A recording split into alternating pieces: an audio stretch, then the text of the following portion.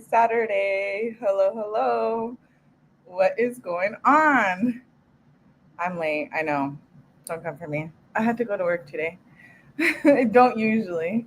What is up, everyone? Can you guys see me and hear me? Because I've been having issues. I'm switching streaming platforms, so I'm getting ready for that. And I know I had mic issues earlier, so let me know if you guys can see me and hear me okay. Hello, welcome.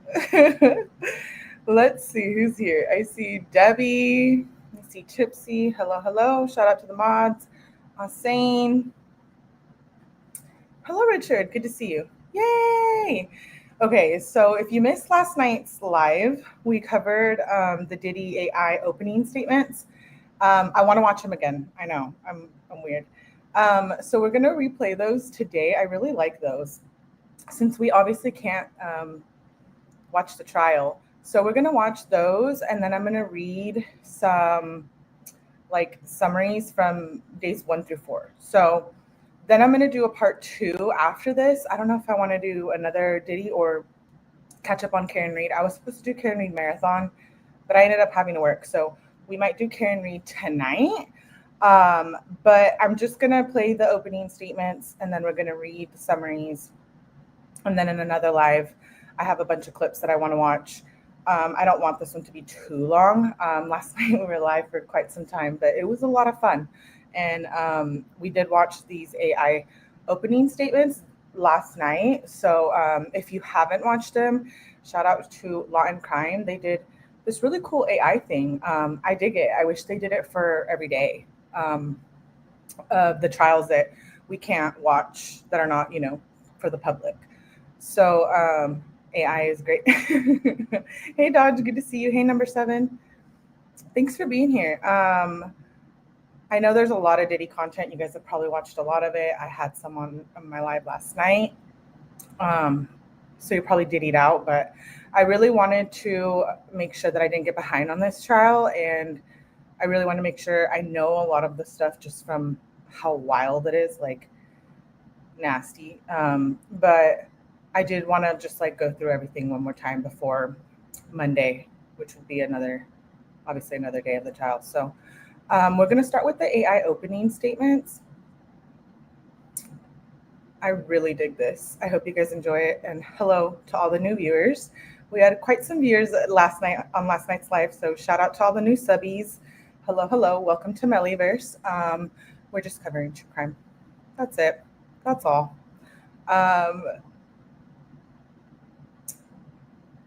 Let's see. Let me know if you guys can see this and hear this. But I want to emphasize that you have a tremendously important task as jurors. It is to determine the facts. You, and not the court, are the sole judges of the facts. The Constitution itself recognizes your unique role in our system of justice. So please, pay careful attention to the witnesses and evidence received. This is the prosecution's opening statement at trial, as well as my instructions on the law. I thank you for your commitment to performing this civic duty and recognize the sacrifices that you have all made to be here today. We will now begin with opening statements. Is the government prepared to proceed? Yes, Your Honor. All right, you may proceed. This is Sean Combs. To the public, he was Puff Daddy, or Diddy, a cultural icon, a businessman larger than life. But there was another side to him, a side that ran a criminal enterprise. During this trial, you're going to hear about 20 years of the defendant's crimes. But he didn't do it alone. He had an inner circle of bodyguards and high-ranking employees who helped him commit crimes and helped him cover them up. Kidnapping, arson, drugs, sex crimes, bribery, and obstruction. These are just some of the crimes that the defendant and his inner circle committed again and again. You are going to hear about all of them during this trial. Let's start now with just one night. The defendant was on the hunt for his girlfriend, a woman named Cassie. For years, the defendant physically abused Cassie. He also sexually exploited her, forcing her to have sex with male escorts while he watched and recorded it. But that night, the defendant learned he had lost control of Cassie. Shout out to Cassie too. I love her. I always liked her since that Me and You song. But shout out to her for going up there. I am going to read the statement that her husband put out. I thought it was amazing. For her to go up there and like relive this again in front of the world is just, I'm in awe. I think she's amazing. He found out Cassie was seeing another man. Furious, he set out to find Cassie and that other man, but he couldn't do it by himself. So he took his gun and he took his bodyguard, one of his most loyal lieutenants, to wake up one of the defendant's employees in the middle of the night. The defendant yelled that he was going to kill the man Cassie was with. He demanded that his employee take him to that man's home. The defendant forced the employee out of her apartment and into an SUV. They drove to the house. The defendant and his bodyguard broke in, but no one was there.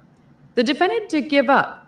He kept looking for Cassie. When he finally found her, he did what he had done countless times before. He beat her brutally, kicking her in the back and flinging her around like a rag doll.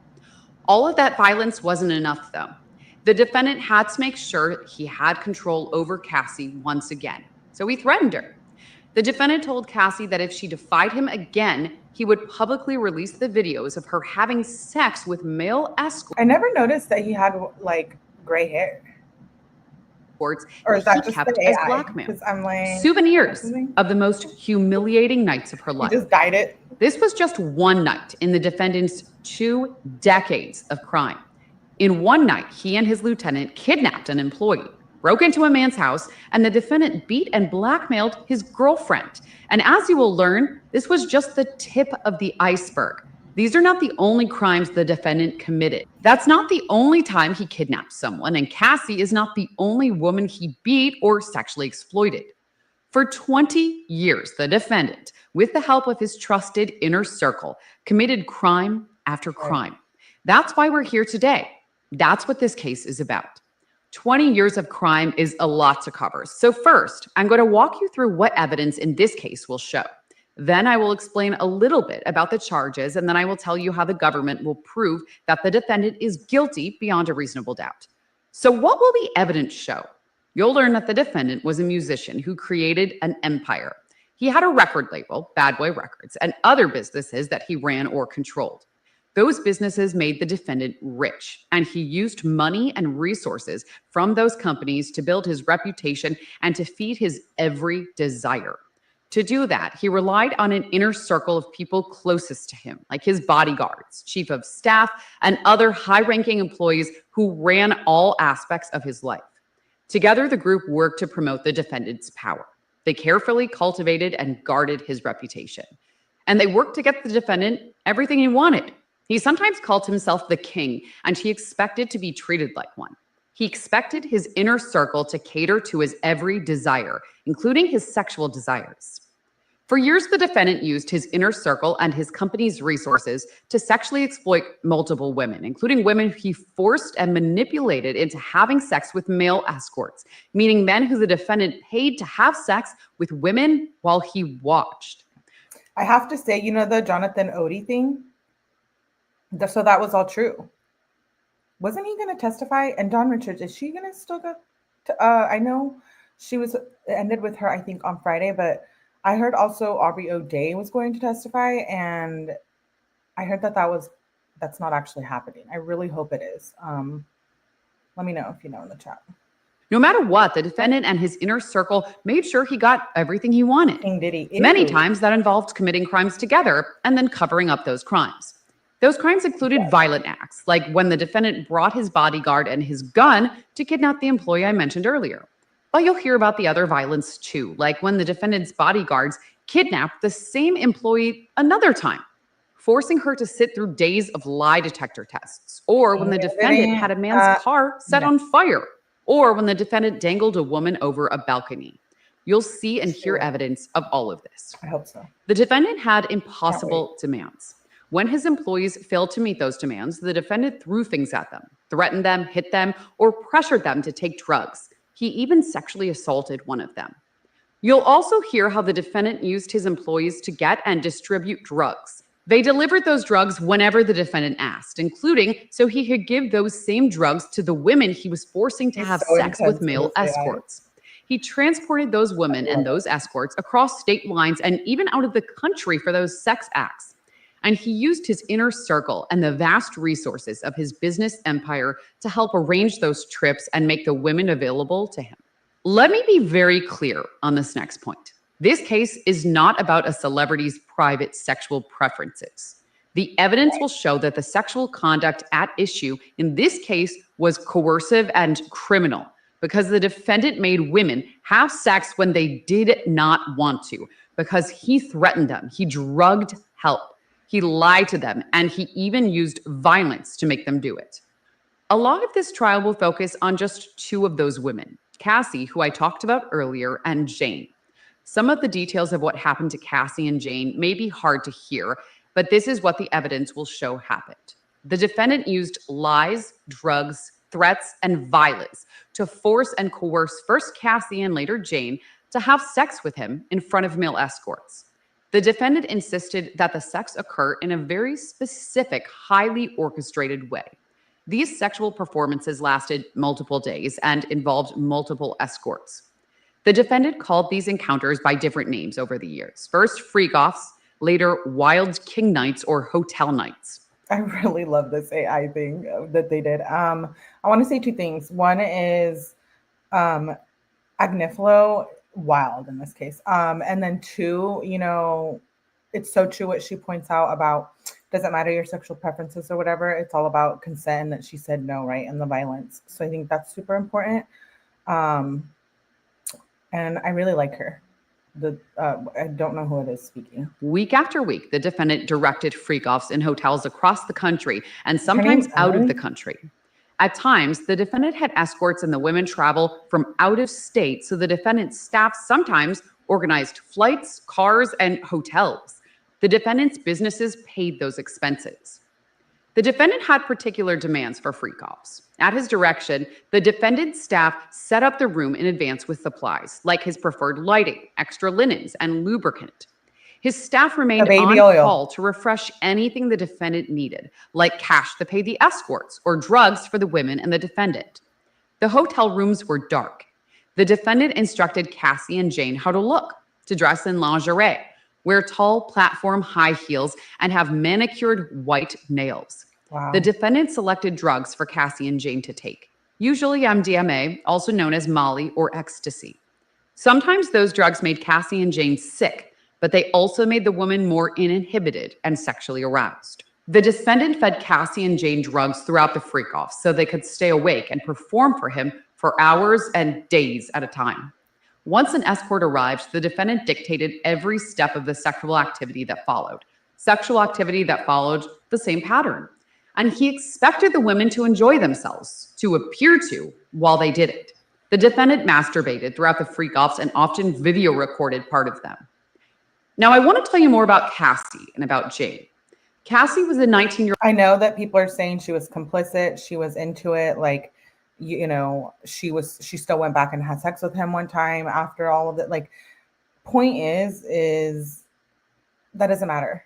If she was a freak and then he was still violent with her, and after she said no, that is rape. So I don't really care that people are like, she was down for it at once. So, okay, so like whatever. Maybe things change. Like, we don't know. You know what I mean? Year-old model, an aspiring singer with a hit song when she met the defendant in 2006. The defendant was 17 years older than her and the head of a record label. Soon, Cassie was signed to a 10-album deal with the label. The defendant pursued Cassie, and within a year, they were dating. They stayed together on and off until about 2018. During that time, Cassie tried to work on her music and in modeling and acting, but the defendant made her turn down many opportunities. Instead, he paid for Cassie's cars, her apartments, and some of her day-to-day expenses. Although Cassie recorded music constantly, the defendant, the head of her record label, had final say on the music that she released. It was never another album. The defendant started abusing Cassie early on. Initially, Cassie fought back, but time and again, the defendant hit Cassie in the head, threw her to the ground and kicked her, and dragged her by the hair. In 2009, the defendant threw Cassie to the floor of an SUV and stomped repeatedly on her face. To hide her injuries, the defendant forced Cassie to stay in a hotel for the next week. He refused to let her leave and had a staff check on her to make sure she stayed put. The defendant also introduced Cassie to freak-offs early on.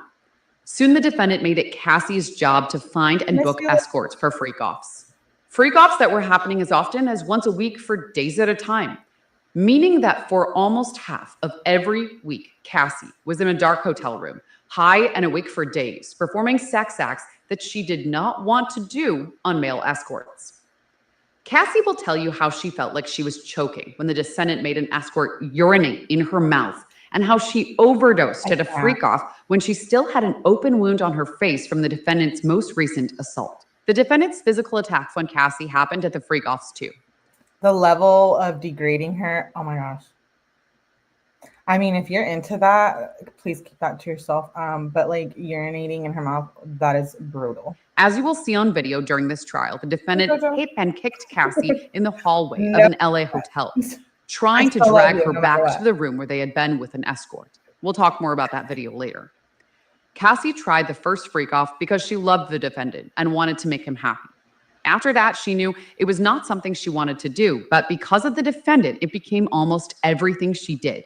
Because if Cassie didn't do what the defendant wanted, the consequences were severe. Physically, the defendant beat her viciously, exploding over even the tiniest slight and beating her to show who was in charge. He beat her when she didn't answer the phone when he called. He beat her when she left a freak-off without his permission. Like, that really can't be like sexy to him. Like, he obviously has some issues. And I said this last night in the live, like psychological issues. And I just wonder where they come from. Sure, I do think it's money, corruption, fame, greed, lust. You know, those aren't 7 sins, right? But I also think there's literally something wrong with his mental. And I just wonder where that originates from. Was it his childhood? Was it adulthood? Was it really after he became this famous? What happened to him in the industry? I know, we've talked about it here before, the whole thing with, you know, his execs and all of that. We won't get into this live, but maybe the next one. But I do wonder, like, that's just, it's so degrading and terrible. Like, what a terrible human if he has been treating people like this his whole life. He beat her when he thought she took too long in the bathroom. The defendant taught Cassie that defying him could and often would end in violence. And when she tried to run away, he always found her, often with the help of his inner circle. And Cassie's career and livelihood were also in the defendant's hands, something the defendant made clear to Cassie. He told her he could destroy her career by releasing the videos that he recorded of her performing sex acts on dozens and dozens of male escorts. So Cassie knew that failing to please the defendant, refusing his demands, had more than just physical consequences. It had the power to ruin her life.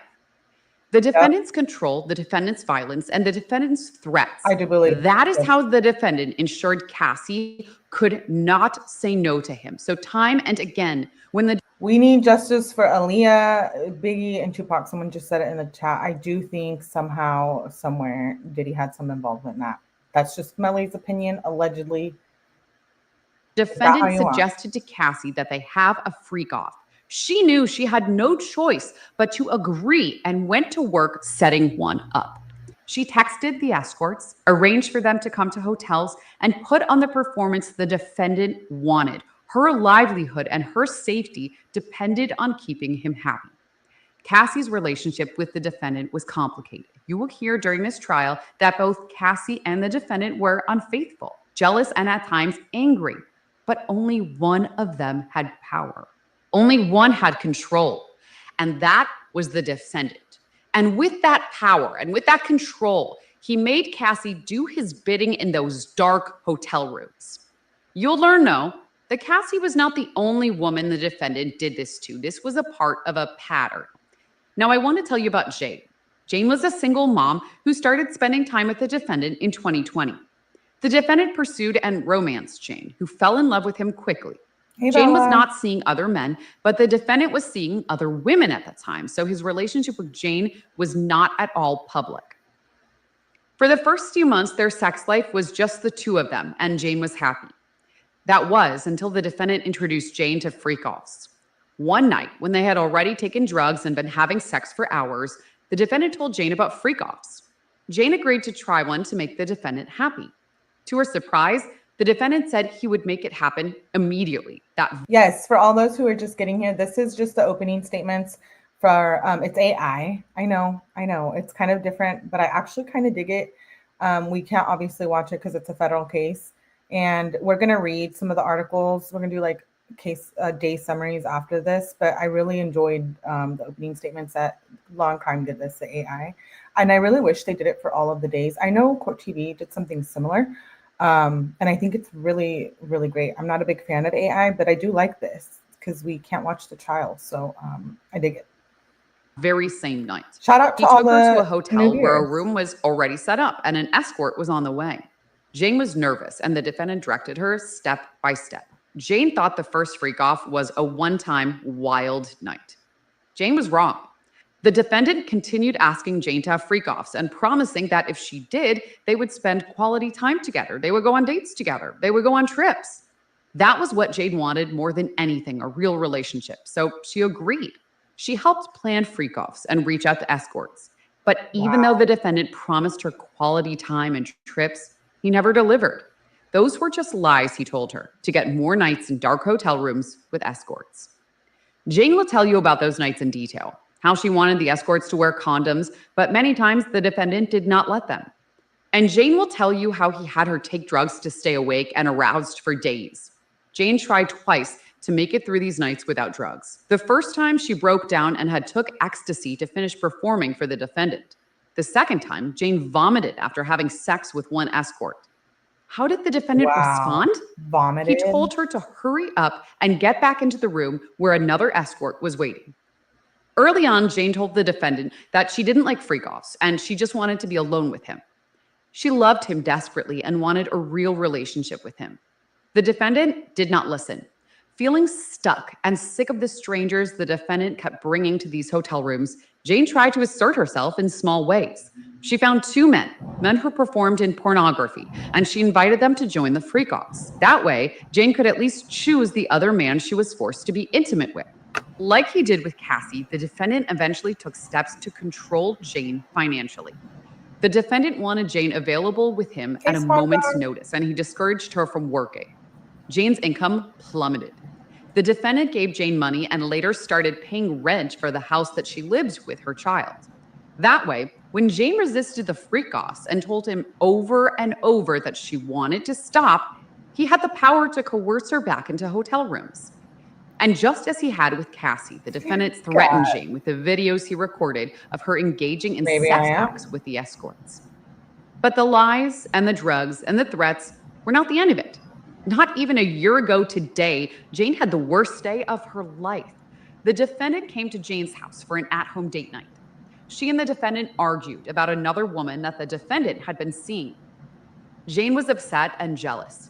She had now spent years in hotel rooms for forced sex while the defendant took his other girlfriends for dates and trips. Jane hit the defendant and threw things at him. The defendant became enraged, so Jane tried to get away from him and hide. She ran to her bedroom and locked the door. He kicked it open. She ran to her bathroom and locked the door. He kicked it open. She ran to her closet and locked the door. He kicked it open. She ran to the guest bedroom and locked the door. He kicked it open. She tried to run out the front door, but he grabbed her in a chokehold, lifted her off the ground by her neck, and kicked her to the ground. Later that night, they fought again. And just as he had with Cassie, the defendant viciously attacked Jane. He punched her in the face, kicked her while she was curled up in a ball on the ground, dragged her by her hair and her arm, and slapped Jane's face so hard she fell over. When all of this was over, the defendant still did not let Jane be.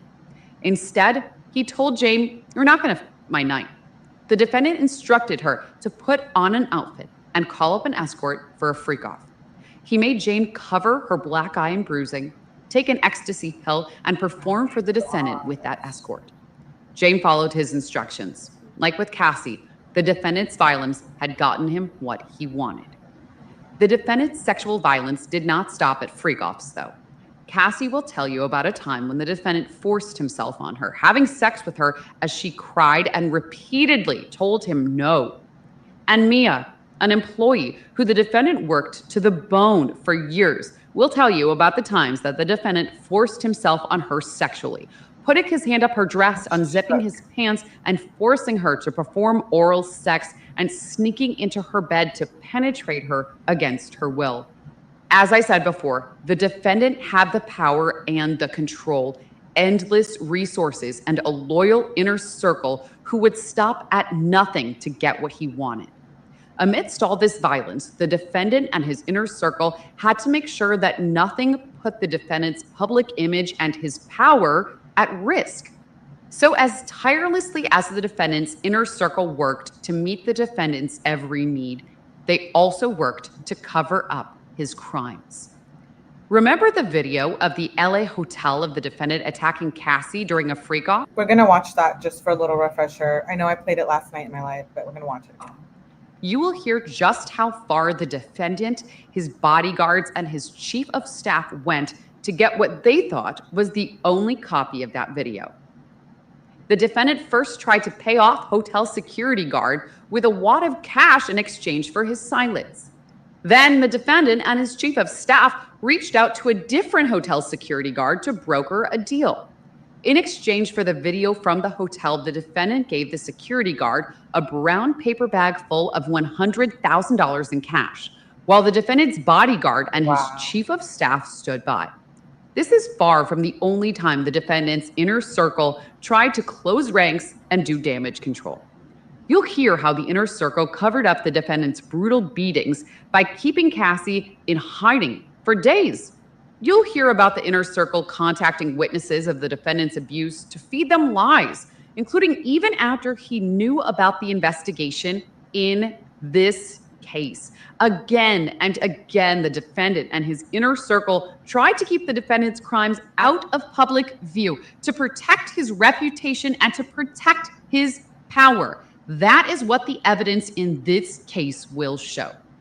For all of this, the defendant is charged with multiple federal crimes. You'll hear a lot more on the charges at the end of the trial when the judge instructs you on the law and his instructions control. But for now, there are just a few points I want to highlight so you have context for what you'll hear during this case. First, the defendant is charged with racketeering conspiracy based on his agreement to commit crimes as part of an enterprise. I expect the judge will tell you an enterprise is a group of people who work together for a common purpose of engaging in a course of conduct over a time. Here, you will learn that the enterprise is the inner circle I talked about, the bodyguards and the high-ranking employees like chiefs of staff. Some of these people came and went over 20 years, but I expect the evidence will show that the defendant was a through line. He remained at the top, running the group, and he always had trusted bodyguards and advisors helping him. Together, they agreed to commit different crimes, including kidnapping and arson, distributing drugs to other people, exploiting employees for labor, and in Mia's case, sex, bribery and obstruction, sex trafficking, and transporting people for prostitution. That's all covered by the racketeering conspiracy charge. The defendant is also charged separately for sex trafficking Cassie and Jane through force, fraud, or coercion. Again, the judge's instructions control, but I expect you'll learn that fraud includes a lie about a material fact. Coercion includes threats, and force includes violence. The defendant is charged with using all three tactics to make Cassie and Jane participate in days-long, drug-fueled, recorded sexual encounters with male escorts against their will. Finally, he was charged with transporting Cassie, Jane, and male escorts across state lines for these sexual encounters. How will the government prove to you beyond a reasonable doubt that the defendant is guilty of these crimes? You'll hear from witnesses, including Cassie and Jane, two of the defendant's victims. They will tell you how the defendant tried to control their lives from their homes to their careers, how the defendant used his control over them, his lies, his drugs, his threats, and his violence to force and coerce them into having sex with male escorts. Cassie and Jane will describe freak-offs for you in painstaking detail. They will tell you some of the most personal and painful experiences of their lives. The days they spent awake in hotel rooms, high on drugs, dressed as characters to perform the defendant's fantasy just as he directed them to. You'll also hear from some of the defendant's employees. You'll hear from Mia, who worked as the defendant's personal assistant for years, the employee he sexually assaulted. Mia is just beginning to grapple with the times the defendant forced himself on her sexually. Mia will tell you how she could not talk about what happened to her until recently, how she wanted to take the secret of what the defendant did to her grave. You will hear from the employee who the defendant forced into an SUV with a gun from one of the defendant's chefs and from other personal assistants. They will tell you they worked punishing hours and days for the defendant, at times without any sleep. They will tell you how the defendant ordered them to buy drugs for him, how they used all the resources at their disposal to make sure the defendant always had everything he desired, how they were expected to keep quiet about what they saw and what they heard in the defendant's homes. You will learn that some of these witnesses and victims, including Cassie, have already received financial settlements from the defendant or have filed lawsuits against the defendant. But these witnesses will tell you they'd trade any money from the defendant for not having been abused. You will also hear from some of the escorts who participated in freak-offs with Cassie and Jane. They will tell you how the Thank you, Jamie, for the super chat. I appreciate that. Defendant directed the sexual activity between escorts and Cassie or Jane, down to the detail of how they touched each other, the specific sex acts they performed, all while the defendant filmed it. You will even hear from an escort who saw the defendant assault Cassie and drag her by her hair during a freak-off. In addition to these witnesses, you will see documents that prove the defendant's crimes. You'll see records from hotels, car services, and airlines showing the dates and locations when the escorts and women traveled to meet the defendant for freak-offs. You will see records of the physical damage the defendant in his freak-offs caused the hotel rooms where he stayed. You will see dozens and dozens of text messages about freak-offs, including messages from the defendant to his staff asking for more cash to pay escorts. Messages where the defendant tells Cassie what drugs to take and when before freak-off. And messages from Jane to the defendant telling him over and over again that she did not want to do freak-offs. And you will see videos of some of the freak-offs, the videos the defendant used to blackmail Cassie and to blackmail Jane.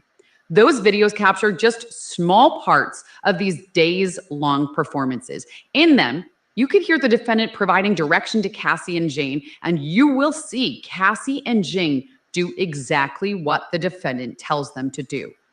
You will see them put on performances high on ecstasy, where they pretend to enjoy themselves because that's what the defendant said he wanted. You will see for yourselves the defendant's violence in its aftermath. You will see photos of Cassie and her injuries from the defendant's assaults. You will hear from witnesses who saw the defendant assault Cassie or saw injuries he inflicted on her. You will see photos of the damage the defendant did when he kicked in 4 doors at Jane's home. And you will see videos of Jane with bruising still on her face days after the defendant attacked her and forced her to do a freak-off not even a year ago. You will see for yourself what the defendant had in his homes in March 2024 when they were searched. Guns, the defendant's so-called med bag full of illegal drugs, and freak-off supplies like lubricant and platform high heels.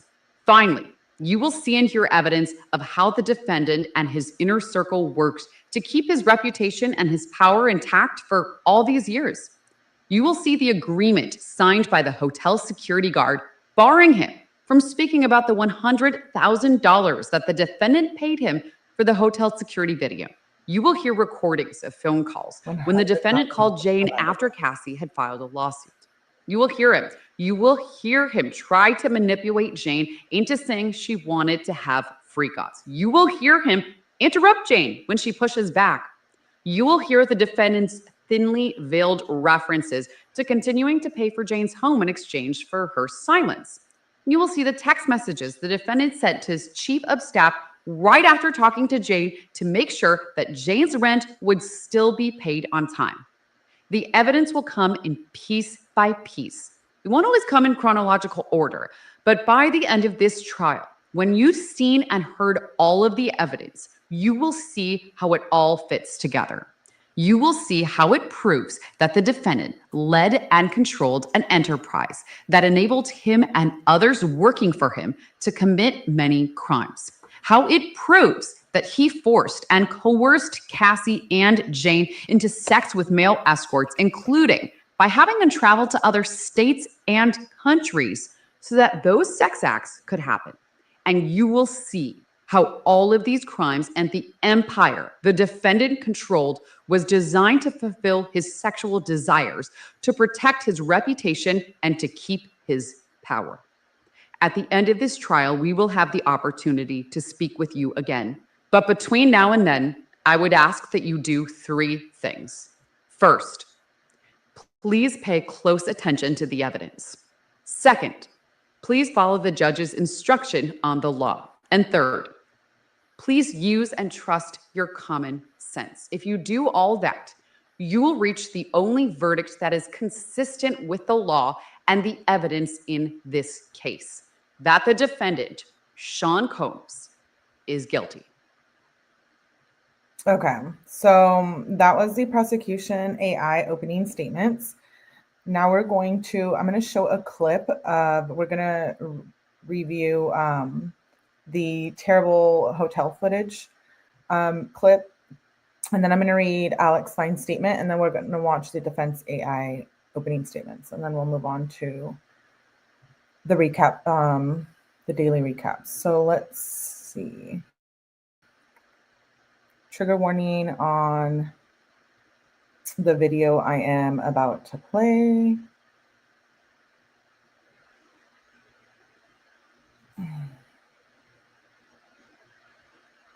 Okay. Sorry if I was lagging for a minute.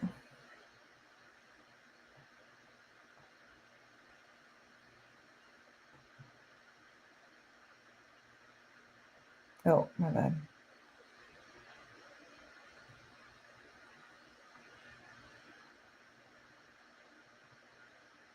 You guys can see it, right?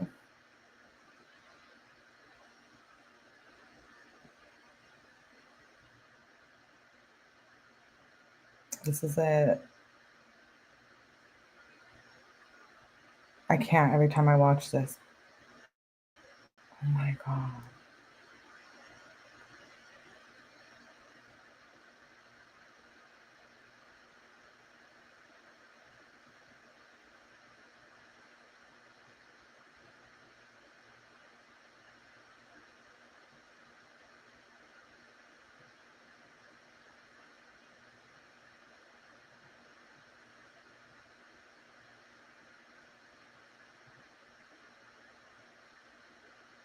I can't believe she just like,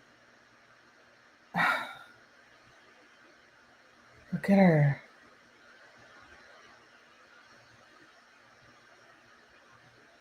Oh my gosh, I feel terrible for her. She's so used to it.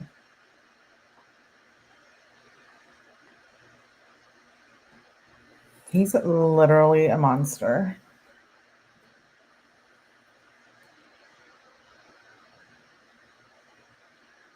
This, I don't even care what the defense says. This just shows so much about who Diddy is.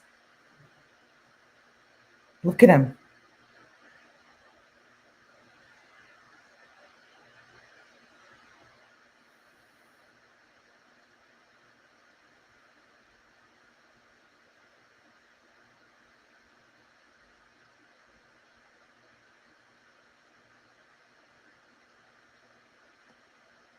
This is intense.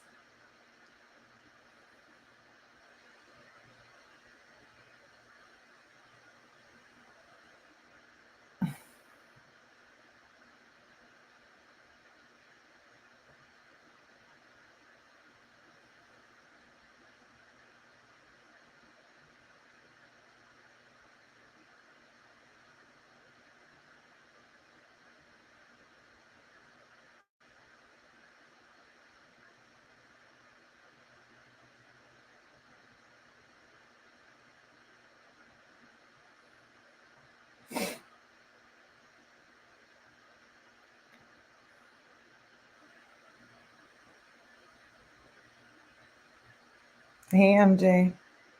We're just watching this monster beat Cassie.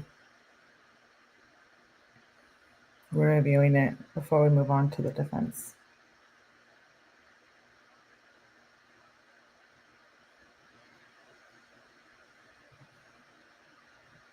Hey, Killa. The hotel is just like, wow.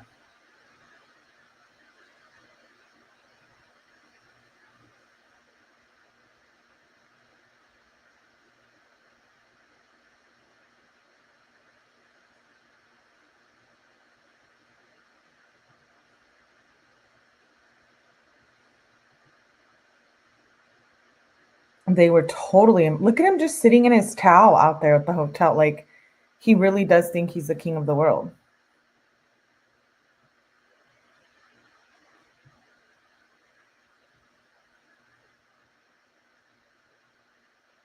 She got 10 million for this, I heard. For the hotel refuse or whatever they did with the hotel footage, everything they did with the hotel footage.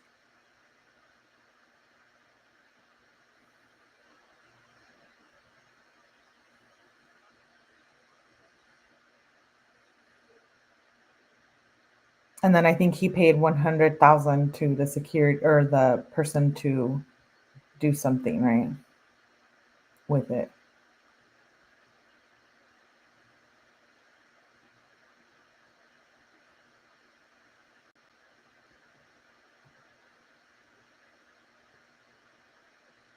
Is he laughing?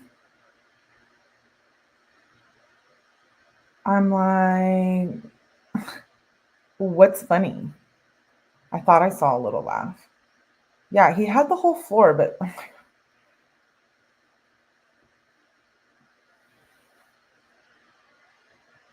they're complicit, right? Does that make them complicit?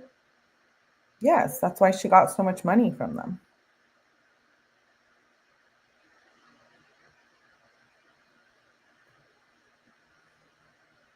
Yeah, I wish we could hear. I wonder if we'll ever get to hear that. He's just running in that towel like,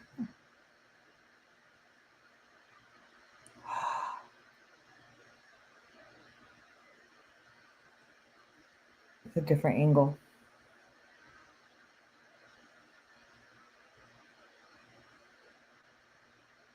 He just drags her like,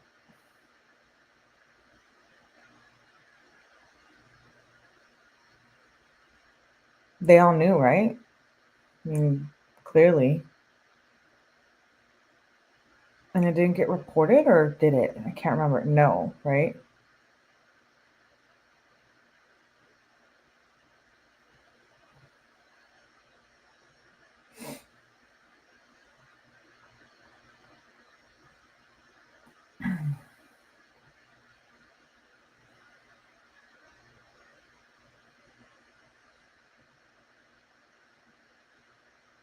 He's just nasty. Like,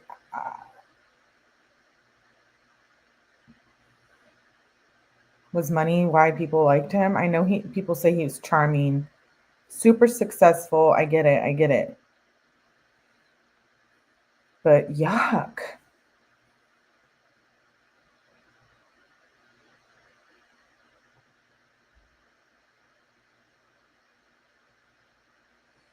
You know his daughters have seen this. I wonder how they feel about this.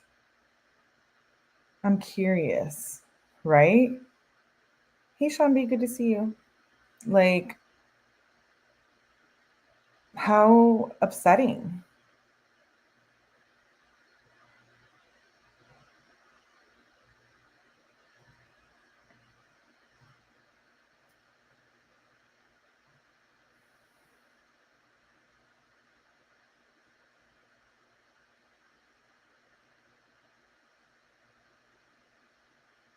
The daughters had to leave court.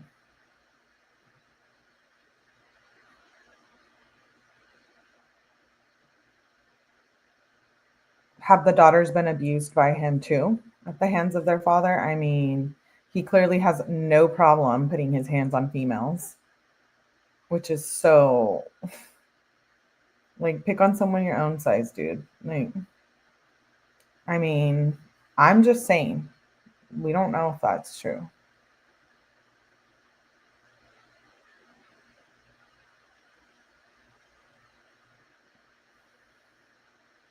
Usually they don't hurt their own kids.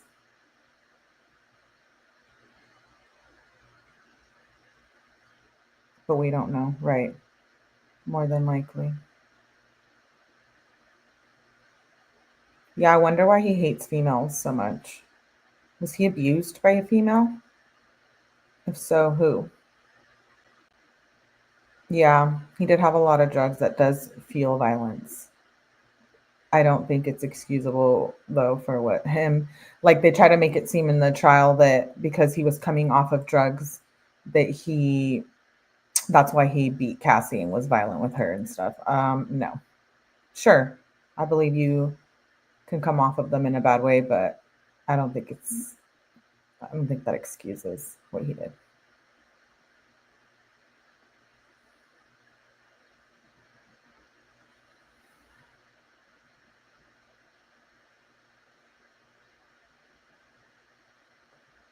Right, Joanne.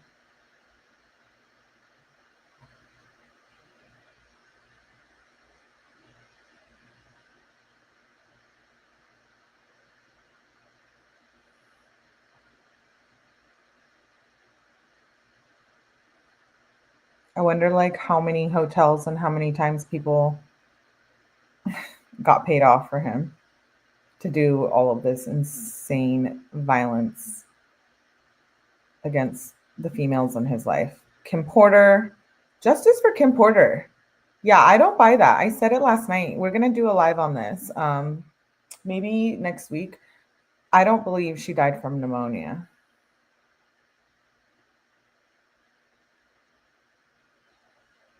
Or maybe she did, but there was other factors, I feel like. Maybe in Bio Girl. Oh, I appreciate you for being here. Okay.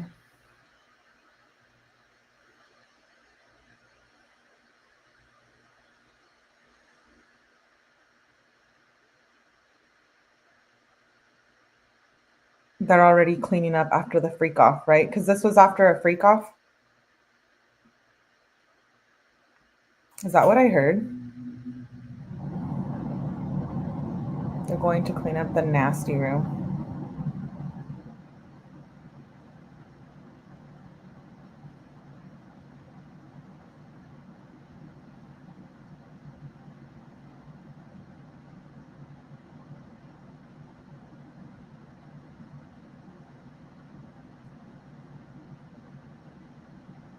She was trying to leave.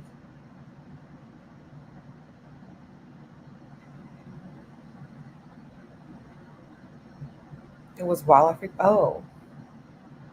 During? There was a freak off going on during this? Hallway beatdown? Yeah.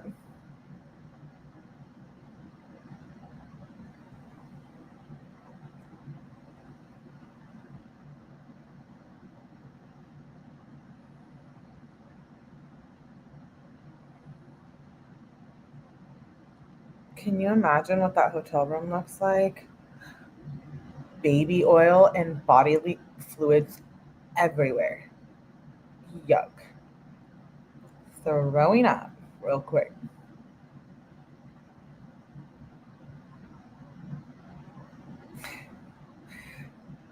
I'm so glad I like to just not be social. It worries me with the people in this world.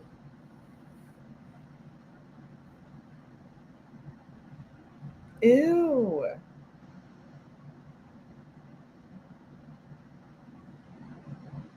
I'm petrified. Okay. Let's move on. I'm going to read Alex Fine's statement regarding his wife, and then we're going to watch the AI defense statements. Thanks for being here. Please make sure you hit the like button. Do all them YouTube things. Okay, so Alex Fine issues statement after wife testifies against Diddy. And this is what he says. He says, over the past 5 days, the world has gotten to witness the strength and bravery of my wife, freeing herself of her past. There has been speculation online surrounding how it must feel for me to sit there and listen to my wife's testimony. I have felt so many things sitting there. I have felt tremendous pride and overwhelming love for Cass. I have felt profound anger that she has been subjected to sitting in front of a person who tried to break her. So to him and all of those who helped him along the way, please know this. You did not. You did not break her spirit nor her smile that lights up every room. You did not break the souls of a mother who gives the best hugs and plays the silliest games with our little girls. You did not break the woman who has made me a better man, he said. I did not save Cassie, as some have said. To say that is an insult to the years of painful work my wife has done to save herself. Cassie saved Cassie. She alone broke free from abuse, coercion, violence, and threats. She did the work of fighting the demons that only a demon himself could have done to her. All I have done is love her as she has loved me. Her life is now surrounded by love, laughter, and our family. The horrific chapter is forever put behind us, and we will not be making additional statements. We appreciate all of the love and support we have received, and we ask that you respect our privacy as we welcome our son into a world that is now safer because of his mom. It's really sweet. Cassie is 8.5 months pregnant while she's testifying against Diddy. I'm so shook about that.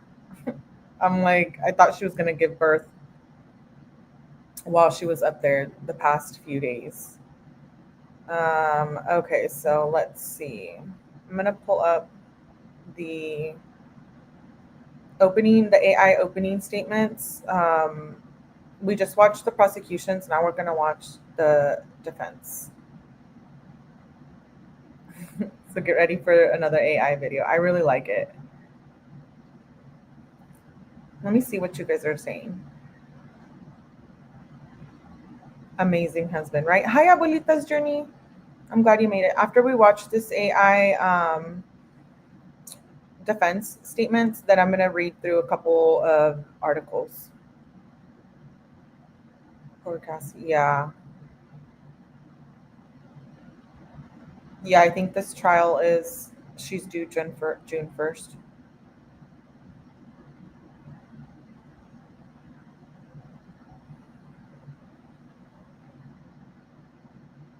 I'm just reading the comments. Yeah, I mean, regardless, what a good husband.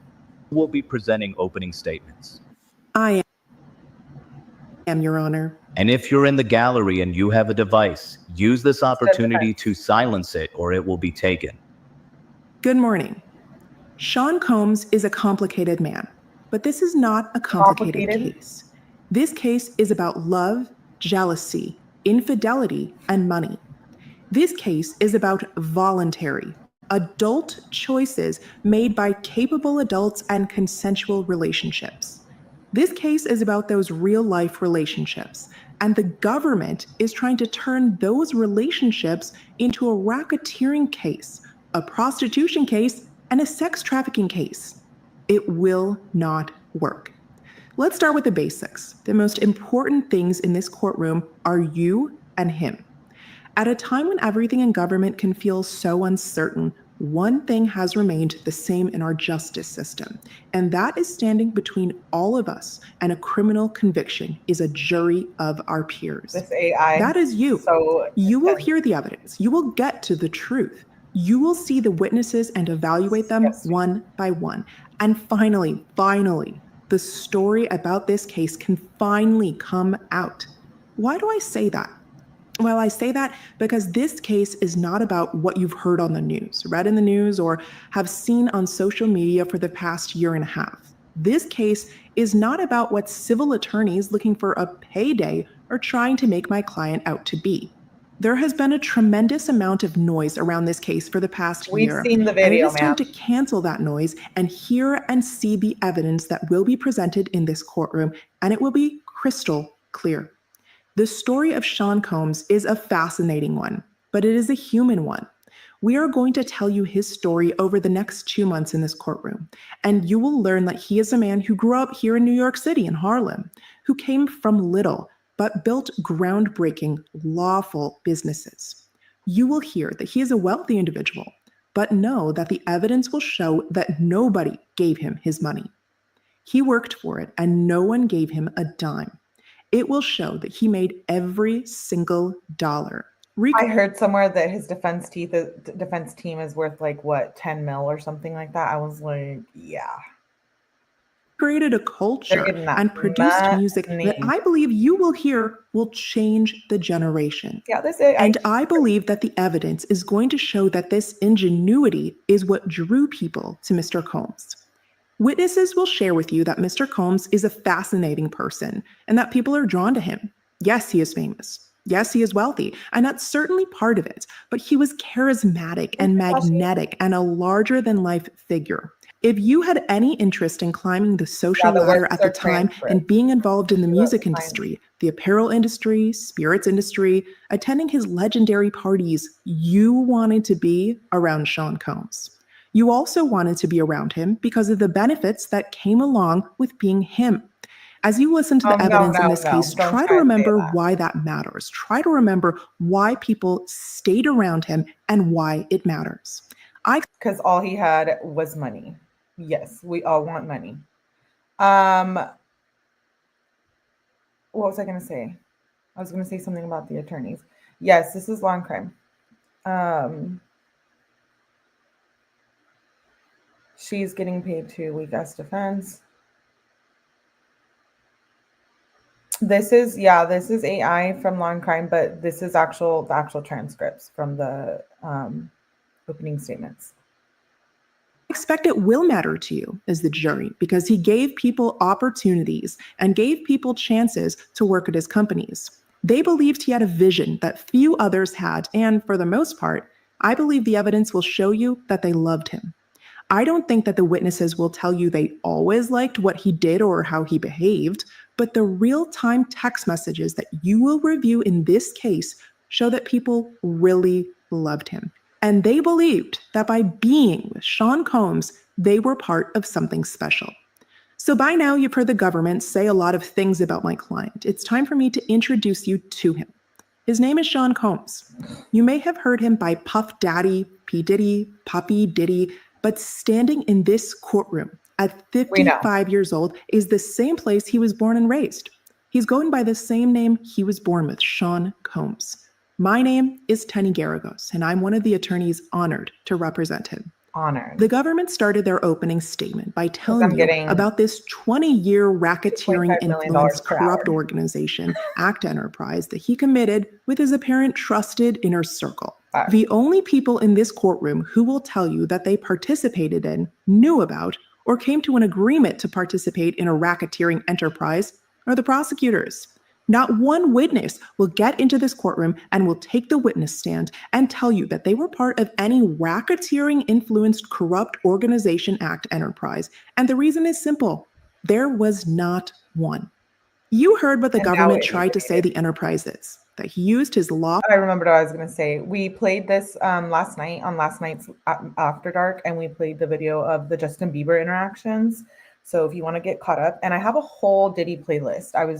I started following this from the beginning with the documents, and I just stopped because there was so much going on. And but I do have a playlist, a Diddy playlist, so make sure you check it out. Lawful businesses to feed his every desire, including his sexual ones. This case is about Sean Combs's private, personal sex life, which has nothing to do with his lawful businesses. The government has no place here in this man's private bedrooms. The government can say over and over again that this is not about his private sex life, but the evidence will show you that it is.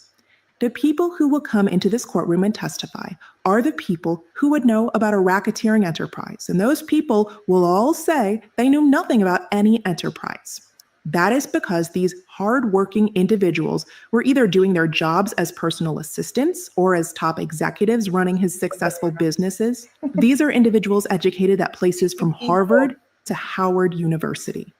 The prosecution will bring in those same employees and others into this courtroom and have them testify that Sean Combs has a temper. And when he drank or when he did the wrong drugs, he would get violent. My client is not proud of that. but it is one of the many things we are going to own and fully admit right up front at this trial. Sean Combs had a bad temper. He sometimes gets so angry or so jealous that he is out of control. You will see evidence and you will hear some testimony that does not portray my client in a good light. You will hear some text messages, some voice notes, and some witness testimony that may make you think, I don't think this guy is a great guy. I don't like how he lied to his girlfriends. I don't like the things he just said in that text message. I want to tell you now, there may be one point, there may be multiple points at this trial where you think, I think he is a jerk and I think he's kind of mean. But he is not charged with being mean. He is not charged with being a jerk. He's charged with running a racketeering enterprise. And though there was violence that you are going to hear about, you already have, that violence is not part of any RICO. That violence is not connected to sex trafficking, and that violence is not prostitution. That's a good one. There was a name in criminal law for the violence we will hear about and we will see at this trial. It is called domestic violence. It is called assault. Domestic violence is a very serious matter. I want to say that now. It is a bad, illegal problem, and it is something that the law addresses. We take full responsibility that there was domestic violence in this case. Domestic violence is not sex trafficking. I want to say it again. Domestic violence is not sex trafficking. Wow. Had he been charged with domestic violence, had he been charged with assault, we would not be here right now. We would not be sitting through an 8-week trial. However, he has been charged with different crimes. Sex trafficking, prostitution, racketeering. These are federal crimes with their different statutes. They charge different elements, and he simply is not guilty of those crimes. One of the central themes of my statements to you will be personal accountability and personal responsibility. As the trial goes on, we will see that with each witness. We are going to take that on ourselves. We will not shy away from the things Mr. Combs did, but we will not deny his personal responsibility or own the things he did not do. We are telling you right now that he is physical, that he is a drug dealer. I'm telling you, he had a bit of a different sex life. For example, you have not heard any evidence in this case, but the prosecutors already told you about lubricant, and you may know of his love of baby oil. Is that a federal crime? No. You will hear that he got IVs after ingesting drugs. Is that a federal crime? No. He will be responsible. He will be accountable for the things that he did. But we will fight for his freedom throughout the next 8 weeks for what he did not do.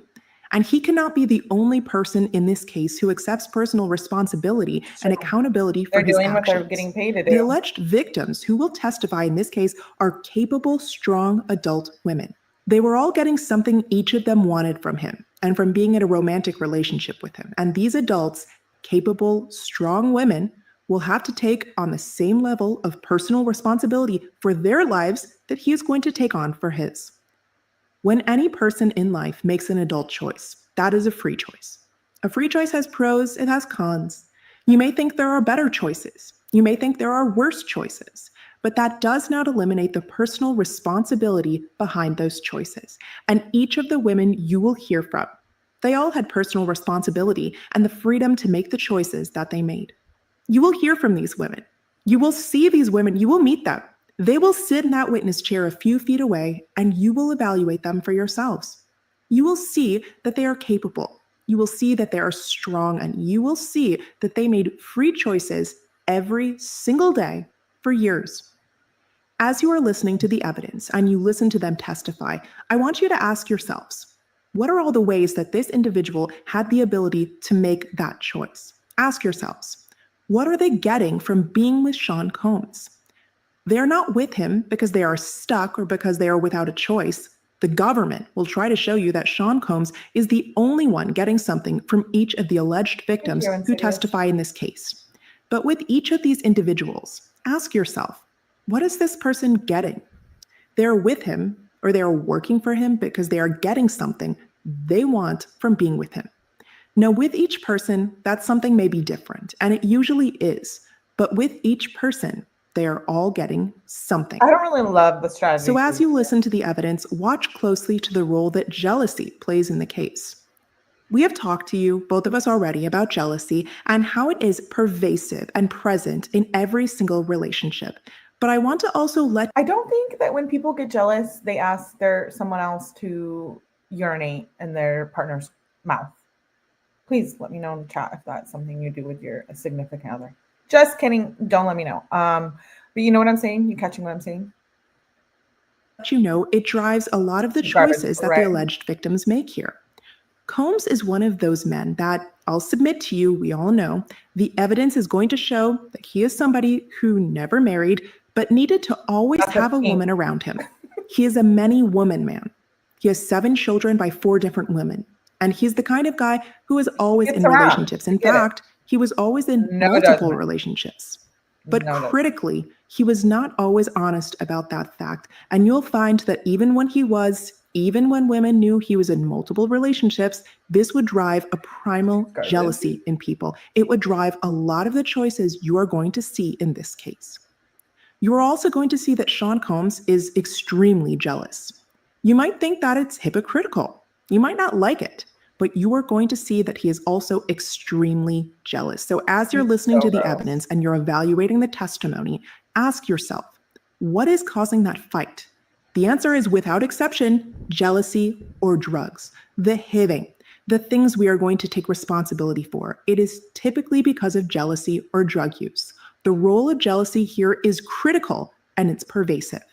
The evidence will show you that over the course of the 20 years we will examine in this courtroom, we'll see the same women over and over. They remained in multi-year relationships with him, and I believe that you'll pretty much know about every relationship he's had over the past 20 years. Again, that's whether this is an employee or a girlfriend. You will pretty much know about every girlfriend he has had. You will see that these women are strong, capable, and they were in love with him. You will see that breaches of trust, infidelity, and jealousy are what drove the domestic violence you will hear about. You will see that. So the visuals are AI, but this is actual real. These are the actual opening statements from the defense. Alcohol and drugs played a major role in his temper. The evidence is going to show you a very flawed individual, but it will not show you a racketeer, He's rich. A sex trafficker, or somebody transporting people for prostitution. So as we've said, you're going to hear from 2 women, Cassie and Jane. This case is, in large part, about his sexual relationships with these 2 women.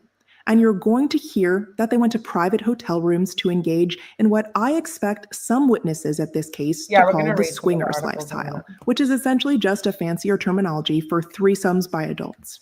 Sometimes Combs partook in the sex with his girlfriend and the male escort, and other times he watched while the male escort was having sex with his girlfriend. You heard the government call these freak-offs. I expect you will hear that. I expect you will also hear them called parties and entertainment. You will hear from both Cassie and Jane about these nights. They will testify about their relationships, and you will hear things that should never be heard in a federal courtroom. I think you've heard that already. You've heard things that may make you feel uncomfortable at first, that he liked to watch this.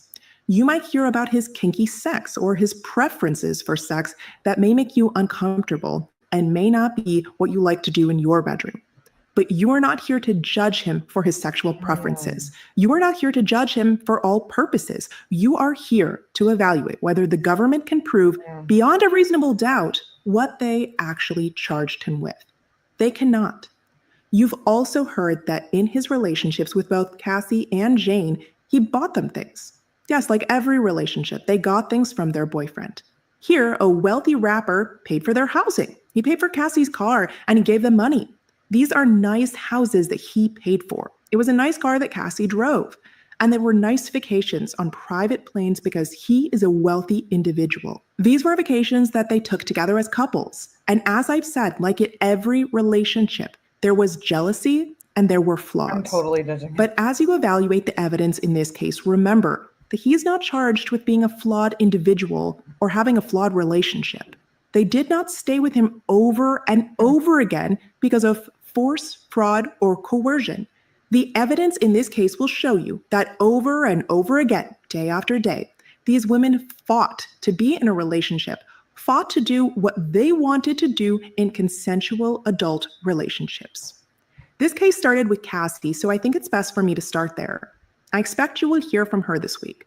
She will sit in this witness box and she will tell you about her 11-year relationship with Sean Combs. 11. You heard that they met when she was an up-and-coming artist. What you didn't hear is that she had a boyfriend at the time, and he was in a very public relationship with the mother of 4 of his children, named Kim Porter. After the two fell in love and started dating, she broke up with her producer boyfriend, but Combs, for his part, did not break up with Kim. He remained in a public relationship with her, and that is something that caused extreme jealousy with Cassie. He continued that relationship with Kim Porter until her tragic, untimely death from pneumonia in 2018. This is important because as you look at the evidence and as you evaluate Cassie and Combs' relationship, you will see that their fights, their cheating, their jealousy is typically surrounded his cheating or it surrounded hers.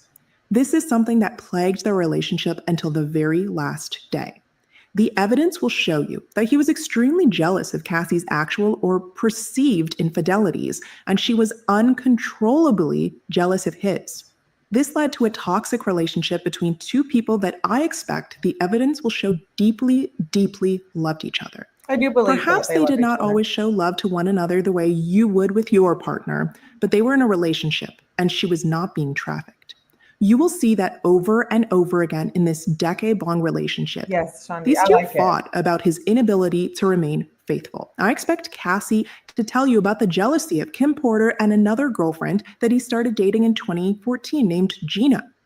This jealousy is something that plagued their relationship, even the day of the Intercontinental video in the elevator bank that much of you told us during jury selection that you saw. That day, unfortunately, jealousy was on full display, and in combination with the bad drugs that I expect Cassie to testify that Combs took, it led to domestic violence in the elevator bank. This assault happened. I'm here to judge his wrongdoings. Drug people without the consent. It's just all.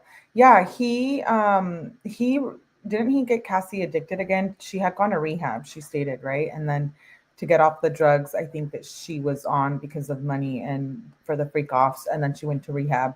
And then I believe he got her like re-addicted again because she had to keep taking so much drugs to continue to be able to participate in the freak offs unwillingly, allegedly. Almost 10 years ago, on March 5th of 2016. I expect that we are going to see this video many, many times throughout this trial. You are going to see it later today, and I expect you to see it many more times throughout this week. You're going to see it a lot, but I want to start by saying for 11 things. years, I wonder First, how much abuse what Combs did to Cassie on this videotape is indefensible. It is horrible. It's dehumanizing. It's violent. It's virtually every bad word you can think of. And while it's dehumanizing and violent and terrible, the second most important thing is that it is not evidence of sex trafficking. It is evidence of domestic violence. You will see that it is also evidence of the central theme in this case, which is jealousy. As you watch it later today, and as you watch it throughout the week, I want you to look for two things. The first part is Cassie walking out of the hotel room, walking down the hallway. She's carrying 2 bags, and you see that she makes it to the elevator. And then Combs comes down wearing only a towel. He pulls Cassie by the hoodie and she falls to the floor. He kicks her in the backside and he stomps on the back of her leg and he starts to drag her by her hoodie back to the hotel room. You will see him walk away momentarily with her bags, and you will see this. Then he comes back around and walks toward her, and she is kind of in the left part of this screen. When he comes toward her, he has nothing in his hand, and when he walks away from her, you will see an illuminated phone in his hand. He wanted this phone, and he got it. Please understand that this video is overwhelming evidence of domestic violence, but it's overwhelming evidence that this domestic violence is over a phone and not because of sex trafficking. What causes a fight over a phone? We can all use our life experiences to show us that phones keep the secrets of infidelity. And you will hear that there was another fight even later that year, again, about a phone. I'm not justifying the assault, not by a long shot, but I'm putting it in proper context because you will see that as soon as he gets the phone, he sits down. He's visibly disgusted. He broke a vase and he threw flowers and stayed away. The video has a second part. Cassie calls security from the hotel phone. The security officer comes to the floor, and I expect you will hear from him later today. Combs is sitting in the chair slumped over. He's holding his head in his hands, and the security officer tells him to leave the public area of the hotel where they are making a commotion. You will see Cassie turn to Combs and gesture to her, and pay attention to the words that I think you will hear her say to him, which is, "Get back to the room." 2 parts. Both of them important, and both of them important to show that Combs assaulted Cassie. But you can't stop there, because he is not charged with assault. Is it because of sex trafficking, as the government is going to argue to you? Or is it because of something else? I expect the evidence, even just this week, will show you that the fight was over a phone. These two stayed together 2 more years after this incident, and to understand how and to understand why is to understand how this relationship ended. You'll hear that, even into 2018, these two were fighting to stay together. But the evidence will show you that in the summer of that year of 2018, she woke up to a gossip site that showed a photo of Combs and Gina, the same woman who he had started having an affair with in 2014, or a relationship with, I should say, walking out of the Standard Hotel together. Cassie could not come back from it. She could not give him another chance, and instead, she made the choice, as she often did, when he was caught in public with Gina, to break up with him and date another man. For Cassie, she made a choice every single day for years, a choice to stay with him, a choice to fight for him. Because for 11 years, that was the better choice. That was her preferred choice. And so she made the choice to stay with him until one day she decided she was going to break up with him because that was her preferred choice. And so maybe it's important for you to remember as you evaluate the evidence, because she was not coerced to continue to engage in this sex life. Because remember, he was paying for the training sessions with Alex Fine, who ends up being her husband. With Sean Combs. When she made the decision to leave, there were no repercussions, as the government hinted. She made the choice to leave.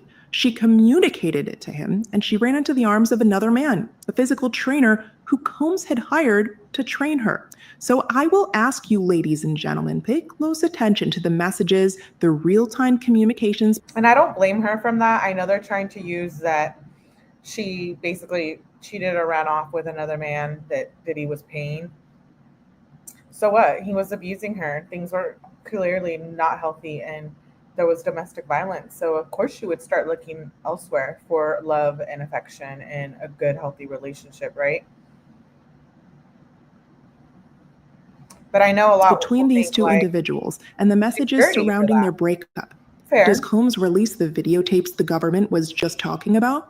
No, he doesn't. You will hear that the government raided 2 of his homes. You've already heard that over a year ago. They seized countless electronic devices.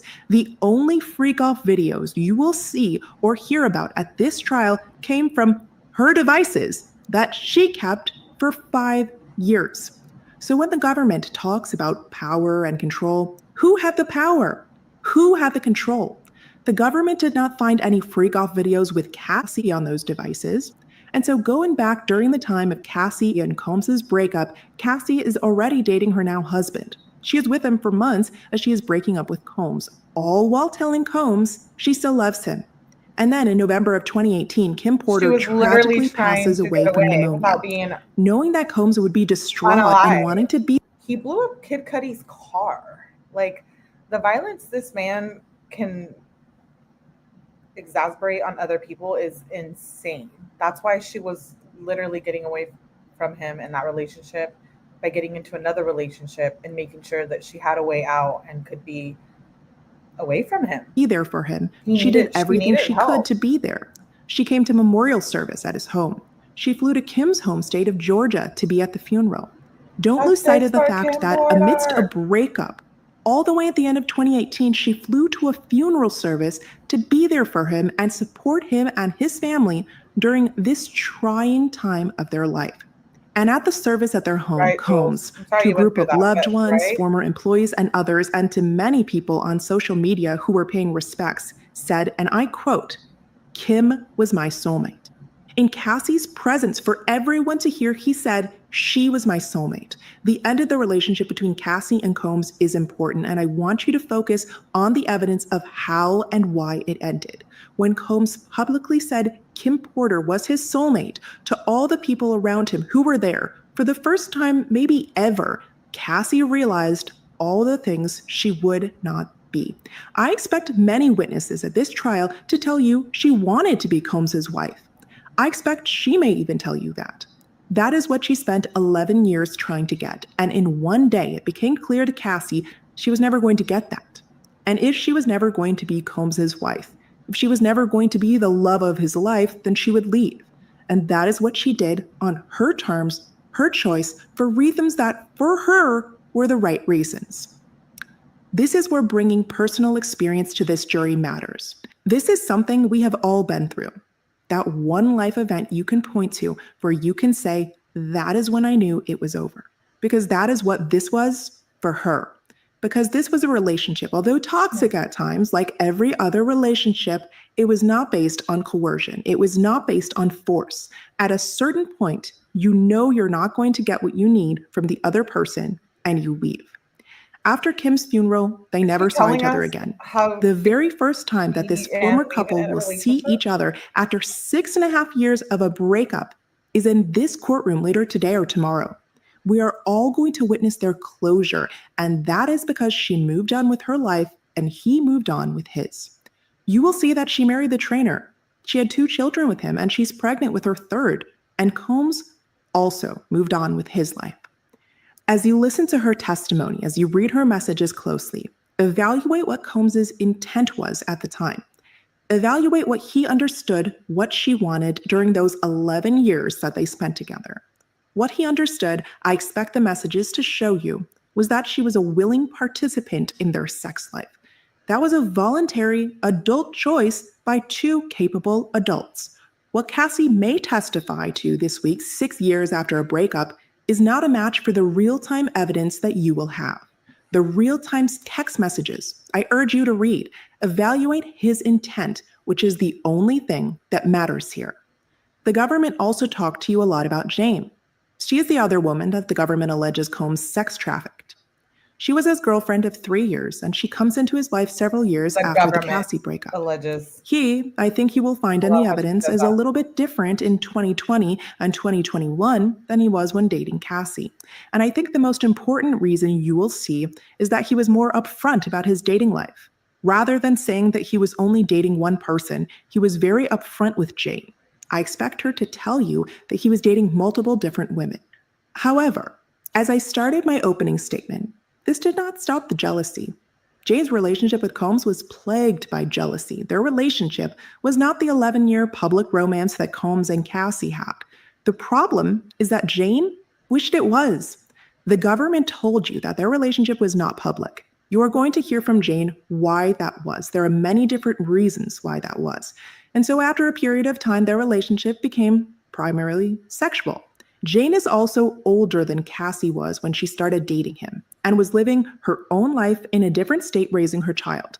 She is a capable, strong adult woman. And you're going to hear, as I expect that you've already heard, that pretty soon after her relationship with Combs started, he brought up the idea of whether she would want to have sex with another man, again, like a consensual threesome. And Combs could watch. She agreed, and they went to a private hotel room away from his employees, away from family. And I expect she will testify that she enjoyed that night. She laid down on the couch after and said to herself, like, wow, I can't believe I just did that. And you will see that Combs really began to love these hotel nights with her. And I expect that she will testify that she began to do everything possible to make these nights incredible for Combs. That includes finding the best male entertainment to join them, to wear the outfits he would find the sexiest, and saying all the things during these nights that would excite him.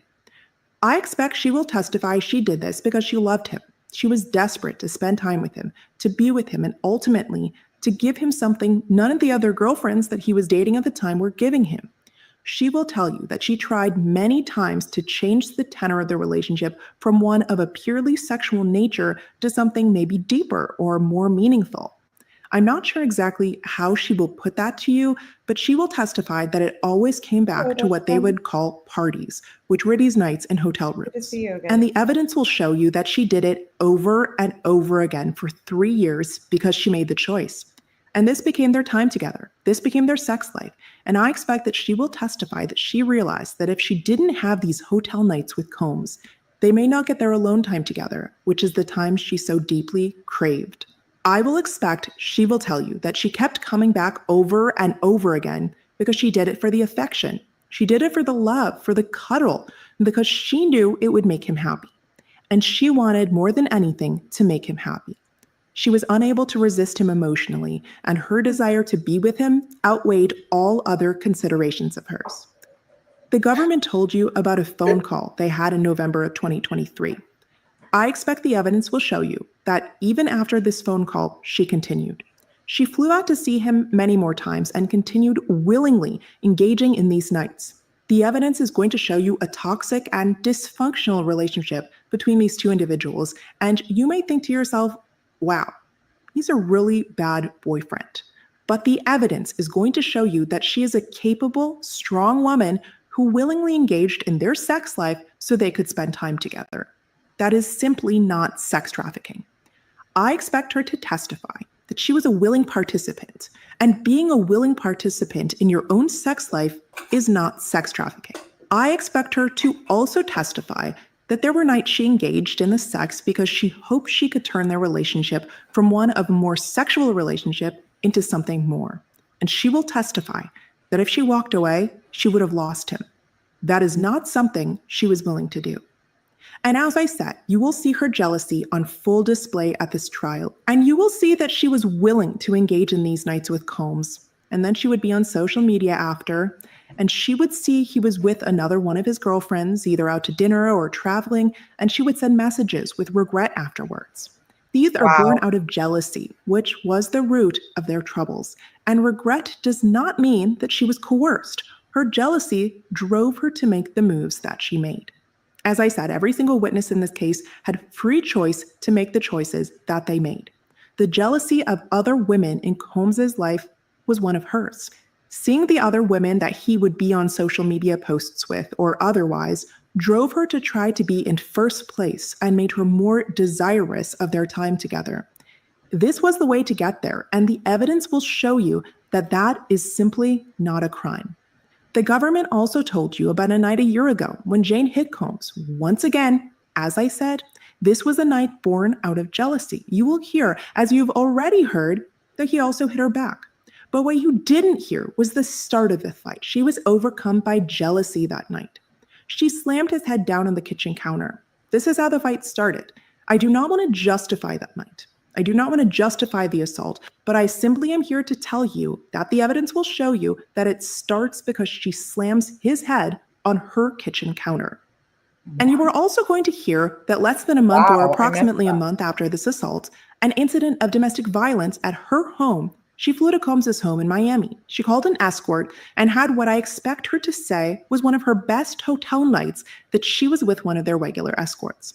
Now, during the testimony of both Cassie and Jane, I expect the government is going to put in a bunch of videotapes of the so-called freak-offs or hotel nights or wild king nights, however you would like to call them, into evidence.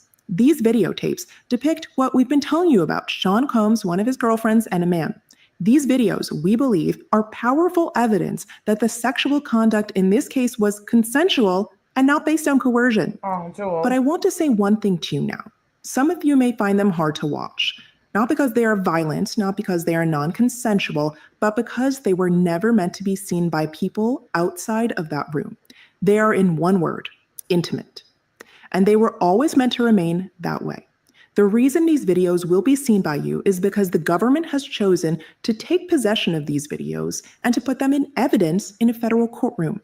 Playing these videos will feel invasive, but the government has charged him with sex trafficking, and the evidence of the alleged sex trafficking is on these videos.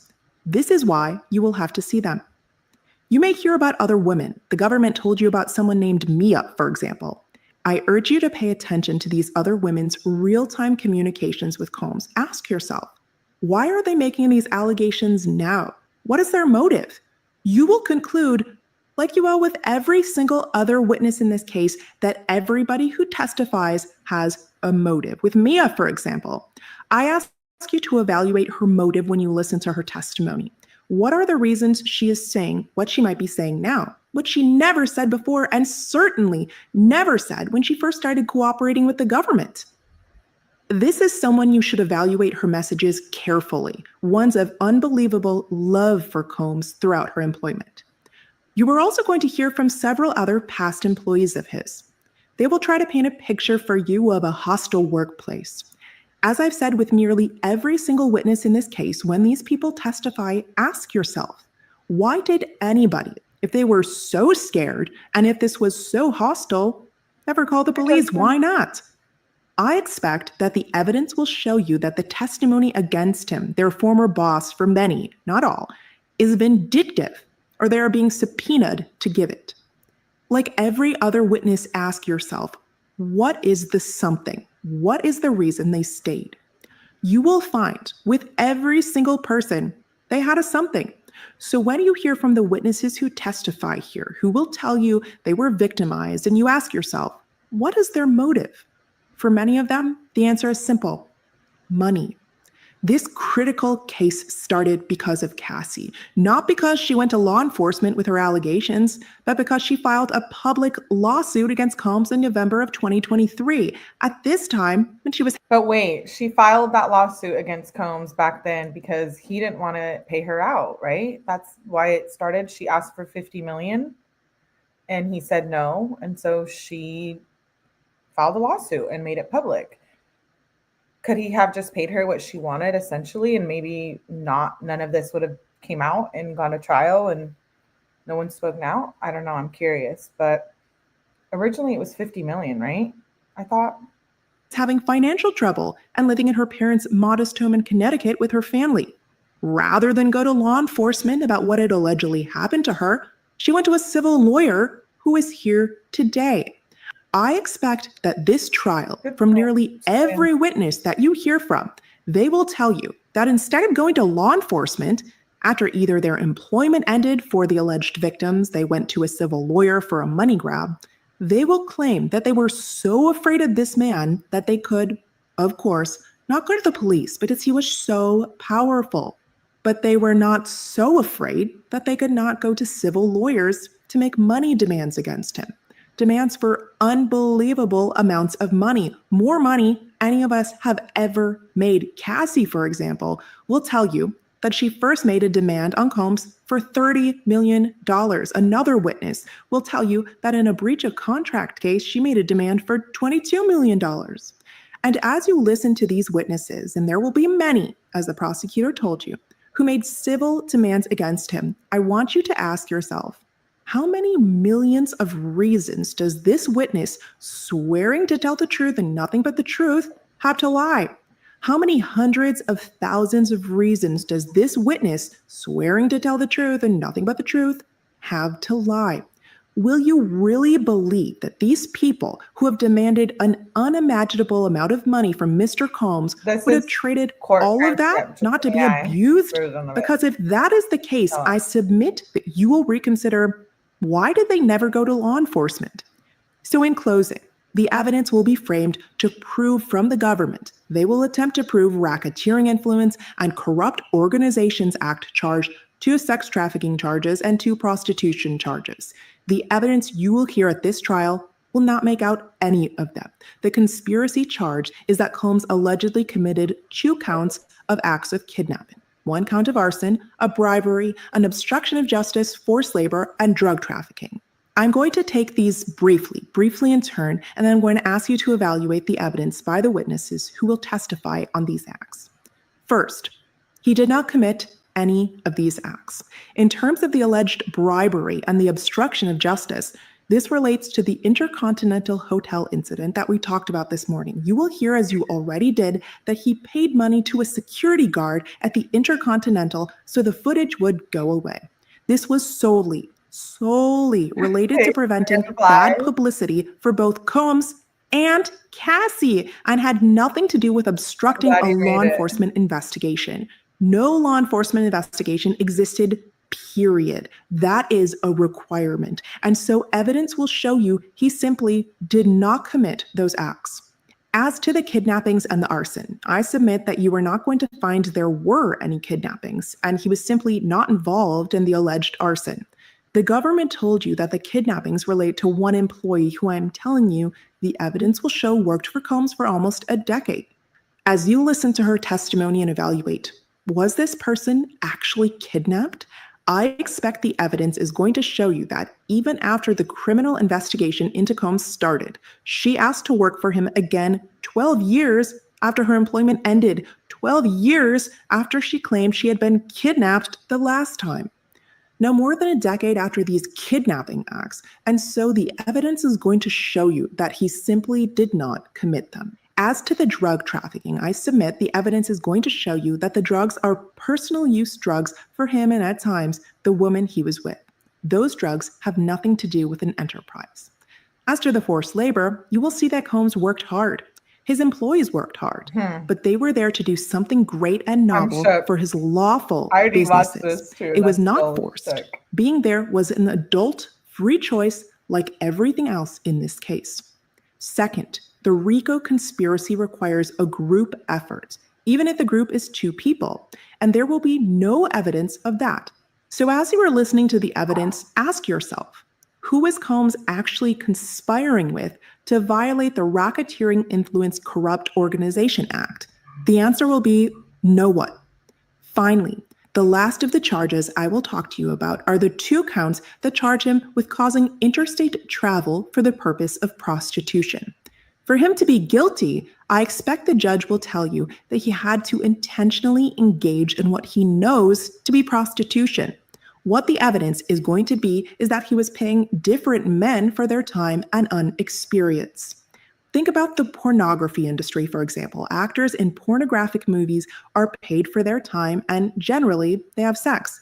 Otherwise, it wouldn't be pornography. You'll also hear about many companies. I expect you'll hear from one later today called Hunkomania, a company called Cowboys for Angels that advertise online across the country where you can pay money for time and an experience. These escort companies are common and they do not advertise themselves as money for sex. They advertise themselves as money for time and money for an experience. And that's what Sean Combs was doing. He was paying money for that experience. So in closing, I ask you once again to listen carefully to all of the evidence. You are not here to judge or impose your moral beliefs onto this man. You are here as a jury of his peers to determine whether the government can meet its burden of proving beyond a reasonable doubt that he committed these crimes. You will hear the evidence. When you go back into the jury room and evaluate the evidence in light of the crimes that are actually charged here, you will return the only verdict that the evidence demands, that he is not guilty of these crimes. I can't believe how they make him look in this AI. It's intense. Okay.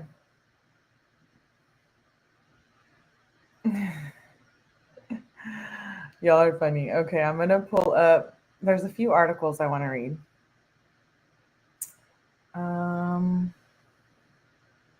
Okay. Let's see. This is day 1. We're just going to recap each day. This is day 1. I know there's so much content on this. Like, I know everybody, like a lot of people are reading Inner City's content. But we're just going to go through these like bullet points for each day. I was thinking about playing like the actual day, which is like 7 hours each day, 8 hours each day, but I don't love that I can't like see everything. So I don't know. I'll think about it. But let's see. Day 1. Catch up on today's key lines. Emily Johnson was the prosecution's opening statement, said there was another side to Combs, a culture icon who ran a criminal enterprise with an inner circle of people who helped him commit crimes and cover them up.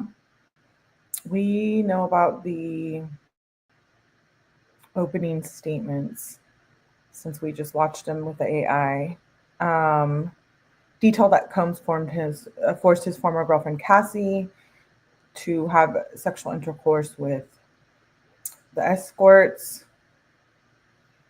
The opening statement for the defense was Tenny Garagos.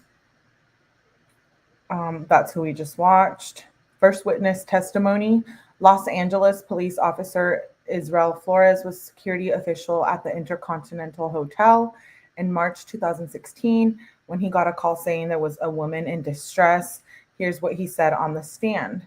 He said he stepped out of the elevator and saw Combs and the woman in the elevator lobby.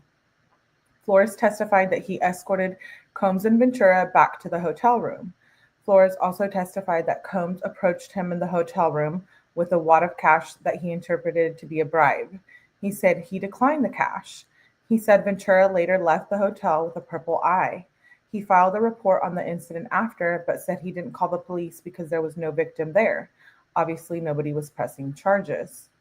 Second witness testimony came from Daniel Phillip, who described his role as managing male strippers for women. Phillip will be back on the stand tomorrow. Here's what he said today. Phillip said he was called in 2012 and received money to have sex with Ventura. He testified to having sex with Ventura while Combs was, quote unquote, sitting in the corner masturbating. He said that Combs would direct him and Ventura as they had sex, asked them to use baby oil every time, and Combs recorded the sex on one or two occasions. Phillip said Combs once took a picture of his driver's license and said it was for insurance purposes, which he perceived as a threat. Phillip recounted one incident where he saw Combs assault Ventura at her home, dragging her by her hair into her bedroom. He said he didn't report the incident because he was afraid he may lose his life. This is May 12th, 2025, day one. That is wild.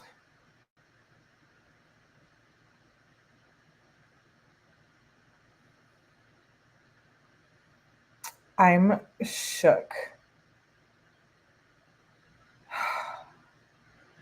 I can't imagine. Like, I don't want to see, if I was a guy, I wouldn't want to see my partner having sex with an escort. Like, even another, I don't know. I'm just not that type of person, I guess. I just can't. The trial has adjourned for the day. Here's what is expected in court tomorrow. So this is on May 12th. The trial of Sean Diddy Combs has adjourned. Judge is dismissing the jury. Daniel Phillip, the government's second witness who testified he was paid to have sex with Cassie Ventura on several occasions, will be back on the stand to continue testifying under cross-examination. Judge Subramanian is instructed Phillip not to have conversations with anyone, including his lawyer, about his testimony before he returns tomorrow to the stand. Defense attorney Xavier Donaldson says he still has about an hour of cross-examination for Phillip tomorrow. What to expect is the attorneys are going to begin tomorrow morning to argue evidentiary matters as they expect to come up in Ventura's testimony later in the day. Judge Subramanian warned the public against trying to depict or identify the jurors. Don't do it, the judge said. A man testified he was paid to have sex with Cassie Ventura. Here's a recap of his testimony. Daniel Phillip, who we just read about, the prosecution's second witness in Diddy's federal criminal trial, testified about his sexual encounters with Combs and the music mogul's former girlfriend, Cassie. First encounter said that he went to the Gramercy Park Hotel expecting to perform for a bachelorette party, but when he arrived, Ventura was alone. Phillip said there was a man sitting in the room wearing a white robe, a hat, and a bandana covering his face from his nose down. Phillip said he immediately recognized the man's voice as Combs, though Combs didn't truthfully identify himself at the time. Descriptions of Combs during interactions. Phillip testified that Combs would direct him and Ventura as they had sex. He testified about one occasion where Ventura instructed him to urinate on her. Combs was masturbating while this happened. He said Phillip also testified Combs recorded them having sex on one or two occasions using a phone and a camcorder device. Phillip testified that Ventura appeared to be intoxicated on drugs when they met up. He said he once took a Molly, a synthetic drug that Combs offered him. He said he felt nauseous, but also euphoric at the same time. Phillip recounted one incident where Ventura was on the computer when Combs shouted at her to come here. Phillip testified before he started dragging her by her hair into the bedroom. He testified Cassie was screaming and repeatedly saying, "I'm sorry." while he heard what sounded like Combs slapping her. He said he was shocked and was worried about losing my life if he reported the incident. Defense cross-examination. Phillip testified on cross-examination that he wasn't an active stripper or dancer when his boss asked him to go meet Ventura and Combs for the first time. He testified that he would sometimes fill in if he was needed, and that day his boss said there was a request for a black male stripper and no one else was available to fit that description. Wow. Let me check in with you guys. The baby oil, I know. Keep in mind, money and power are a threat of their own. Ooh.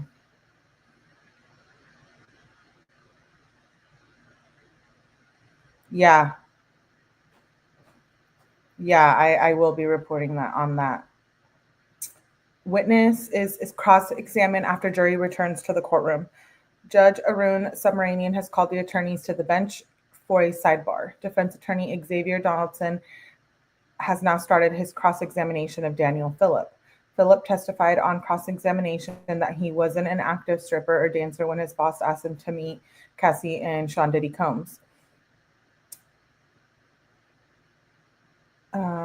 He testified that he would sometimes fill in if he was needed. He thought he was going to strip for a bachelorette party. Donaldson asked Phillip if it appeared Ventura enjoyed herself and was sexually aroused during their first encounter, and he said yes. Oof. Court taking a short break. During a portion of graphic testimony when Phillip described having sex with Ventura as Sean Diddy Combs watched and masturbated, Combs' daughters stood up and left the courtroom.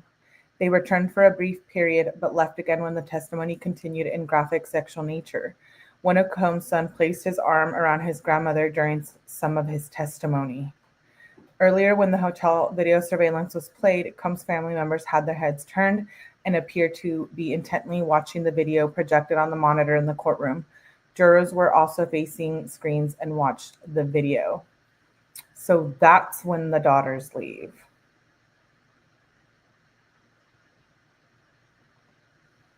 Early focus on hotel video at trial speaks to bigger narrative in prosecution case, legal analyst says. The drawings. Prosecutor Christy Slavic questions Israel Flores at Sean Combs' trial in New York on Monday. That was what was reflected in that picture. There may be a larger reason why the prosecution is focusing on the graphic video footage of Combs physically assaulting his former girlfriend Cassie in California Hotel 2016 this early into the trial. The jury was shown the video footage during the testimony of their first witness called to the stand. The video is so central to the prosecution's case, not because it depicts Combs and Cassie in an altercation. It's a part of a bigger narrative for the prosecution that Combs, in any instance, to get individuals to comply in his criminal enterprise and with the conduct at the freak-offs that he used violence to do so. This all plays into what the prosecutors have to prove: force, fraud, and coercion. The witnesses earlier today, Officer Israel Flores, who worked as security at the former Intercontinental Hotel in LA, testified about his interactions with Combs and Ventura afterward. On cross-examination, Combs' defense attorney Brian Steele made it a point to undercut some of the points by questioning Flores about why several details in his testimony about the encounter were not included in the indecent report he testified he wrote at the time. It's really sowing doubt, which is a point into the jury's mind and framing how they want these witnesses to be viewed. Mel Revu manager calls moment he saw Combs drag Ventura by her hair. Daniel Phillip recounted one incident where he saw Sean Diddy Combs assault Cassie Ventura at her home. I was shocked, he said. Ventura was on the computer when Combs shouted at her to come here. When Cassie responded that her personal information was up on the computer, Combs came out and started dragging her by her hair into the bedroom. He testified Cassie was screaming and repeatedly saying, "I'm sorry," while he heard what sounded like Combs slapping her. Phillip testified that he heard Combs saying, "BITCH, when I tell you to come here, you come now, not later." Wow. Phillips testified, I didn't know what to do. I was shocked. In my mind, it was going through my head, if I tried to do something, I might lose my life. When asked why he didn't report the incident, Phillips said, my thoughts were that this was someone with unlimited power, and chances are that even if I did go to the police, I might still end up losing my life. At some point, a visibly upset Ventura emerged from the other room. Combs asked if they were ready to continue. Phillips said he couldn't continue after what he thought he may have tried to act like everything was okay. He can't remember if he was paid that day, Phillips said. Phillips said he continued to see the couple after that violent incident because he had developed a sort of friendship with Cassie. It was my way of being able to check on her and know that she was okay, he said. Wow. Witnesses say Ventura once appeared to be intoxicated on drugs. Daniel Phillip testified that Cassie Ventura appeared to be intoxicated once they met up. Sean Diddy Combs said to him at the time, I don't think this is going to happen today, he testified. Phillip said Ventura was slumped over on a couch. Phillip said he once took Molly, a synthetic drug that Combs offered him. He said he felt nauseous, but also euphoric at the same time. Phillips said he was paid between $7,000 and $5,000 to $6,000 for each encounter with Combs and Ventura, but sometimes he was not paid at all.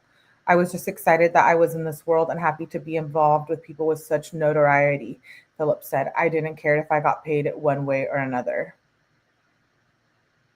Daniel Phillip, the manager, testified that Sean Diddy Combs once took a picture of his driver's license and said it was for insurance purposes, which he perceived as a threat. Daniel Phillip was paid to have SEX with Cassie Ventura on multiple occasions.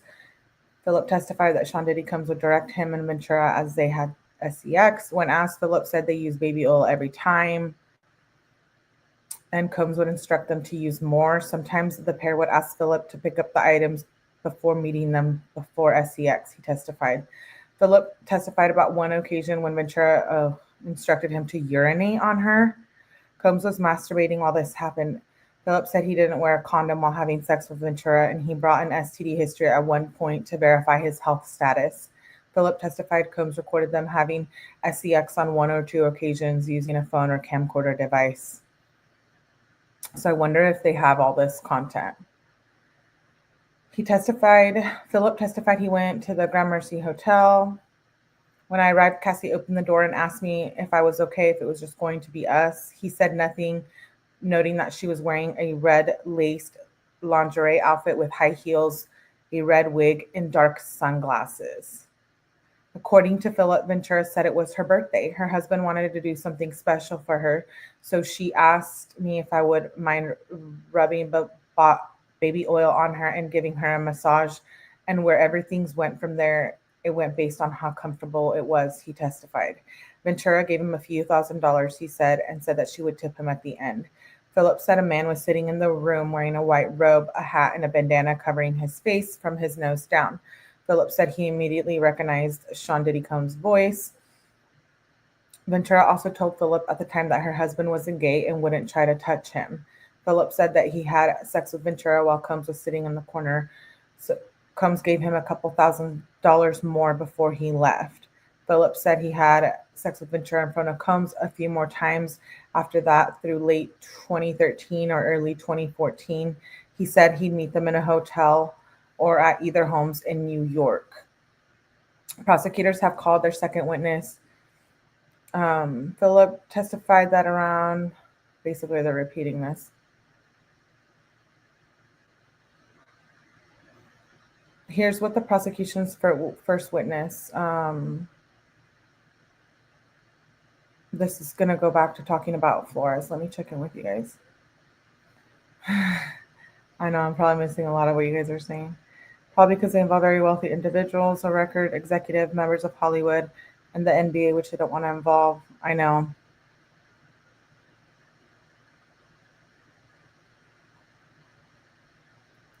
Yeah, I thought they did get the videos when they did the raids.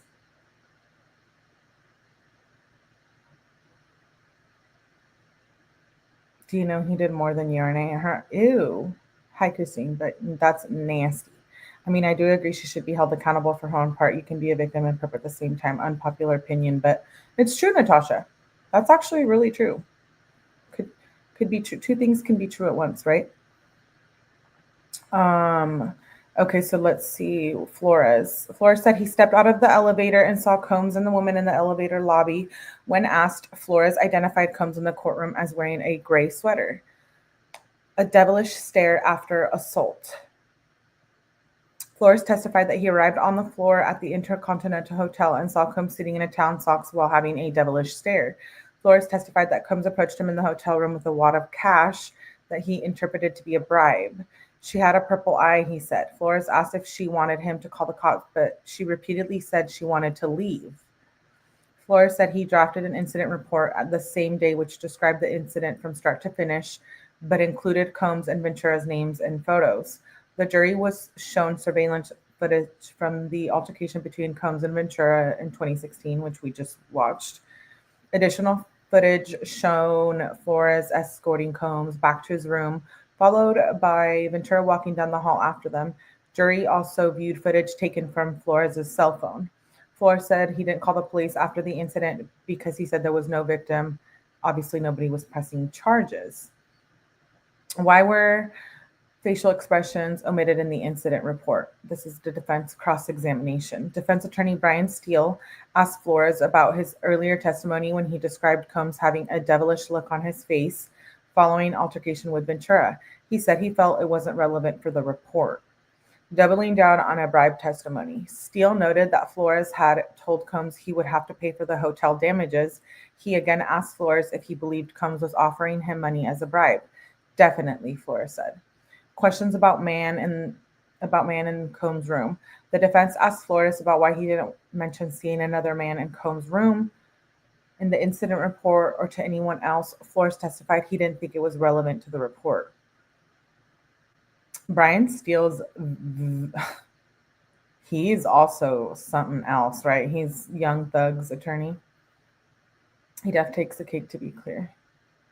So first Cassie, I'm reading the comments. So first Cassie, Young Miami, this urinating on women seems to be a thing, maybe a humiliation ritual. That could be so true. Yuck. I've heard of that actually before. Let's move on. First witness wraps up the testimony. Court TV anchor says jurors may form opinions on opening statements. It all comes down to this. The conclusion of opening statements marks the beginning of witness testimony as Sean Diddy Combs' trial continues to go underway. But while opening statements are not evidence, they can still make or break a case, said Julie Grant. Yes. There is research that jurors will start to form opinions with opening statements, she said, adding that this is because the first impressions mean everything. The makeup of the jury is also noteworthy, considering 8 men and 4 women on the 12-person panel. With the prosecution and defense decision to pack a panel with more men than women, an interesting choice by both sides. Okay, we talked about this last night's live. I thought that was a little interesting, why there was 8 men and 4 women. Like, I don't know, I feel like that helps the defense. Not saying anything about men in general, but I just feel like that could possibly help Diddy's case. Lily, we miss you. Lily, come back to us. Come back to the safe side. Did they free Luigi yet? No, Luigi's not fried yet. I believe if Diddy wants to get out, he better make a banger of a song. Yeah, ain't no bangers coming.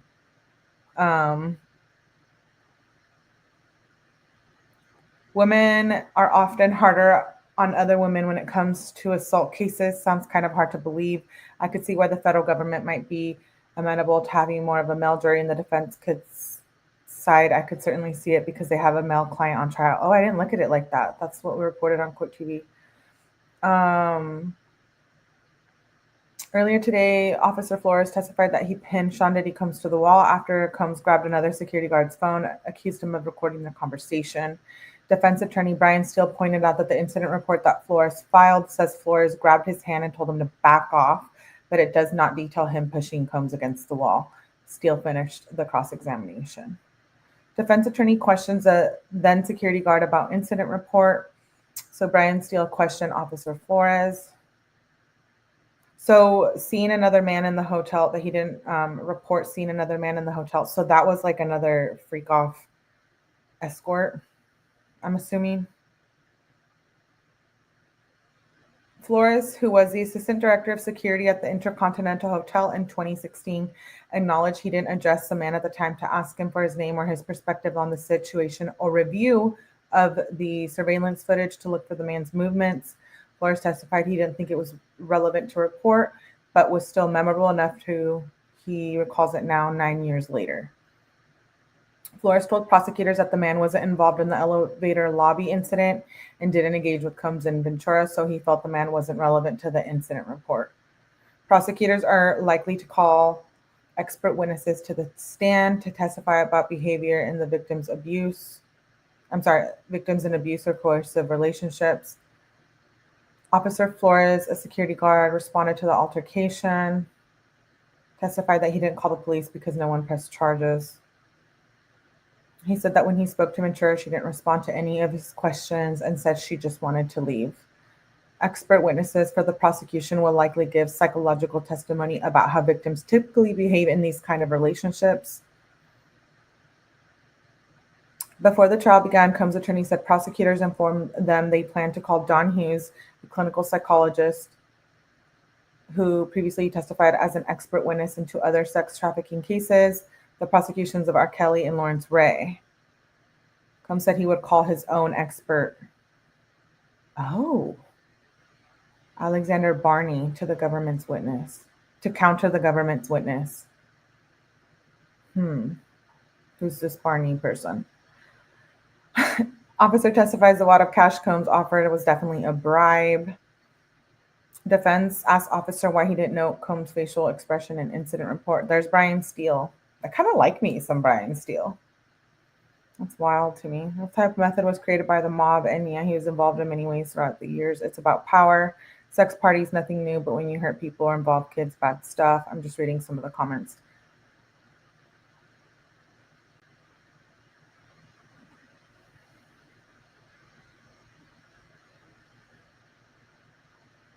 Yeah, no one needs to press charges. He had video and broken a vase. Yeah. I like Brian Steele. Defense attorney Brian Steele is asking Officer Israel Flores about his testimony from earlier today.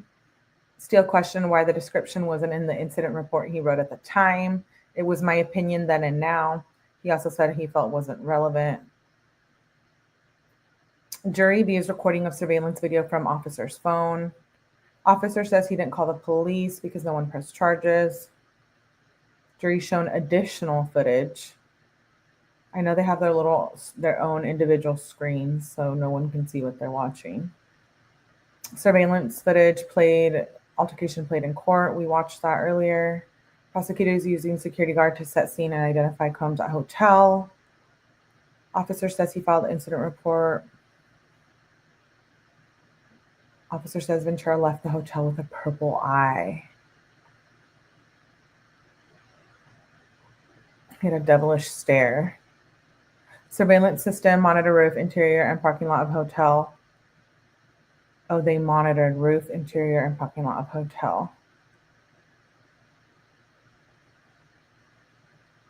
Officer says he was working at security when he saw a woman in distress.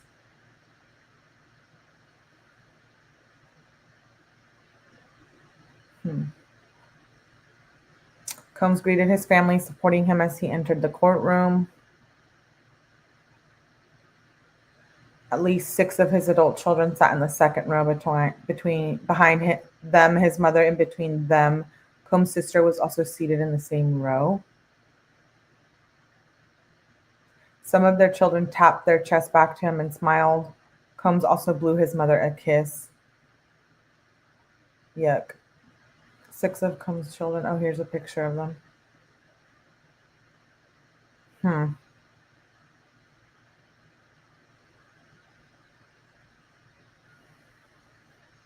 In 2022, Sean Diddy Combs appeared on his then girlfriend rapper Carisha Young Miami Brown series and talked about being a single dad in the wake of 2018 death of Kim Porter.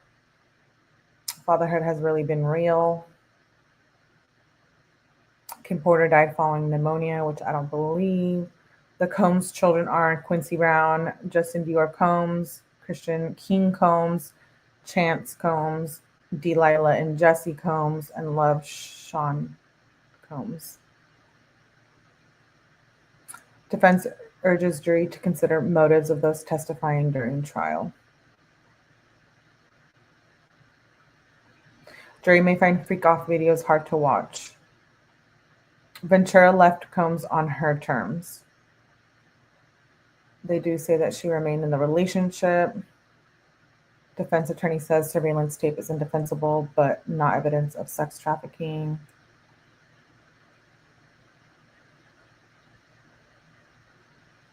Defense says love of baby oil is not a federal crime. That is hilarious. Austin, you're late.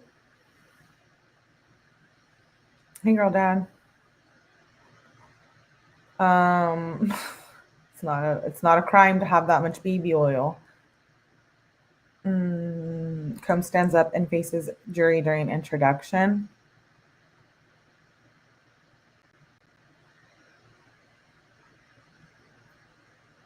Prosecutor.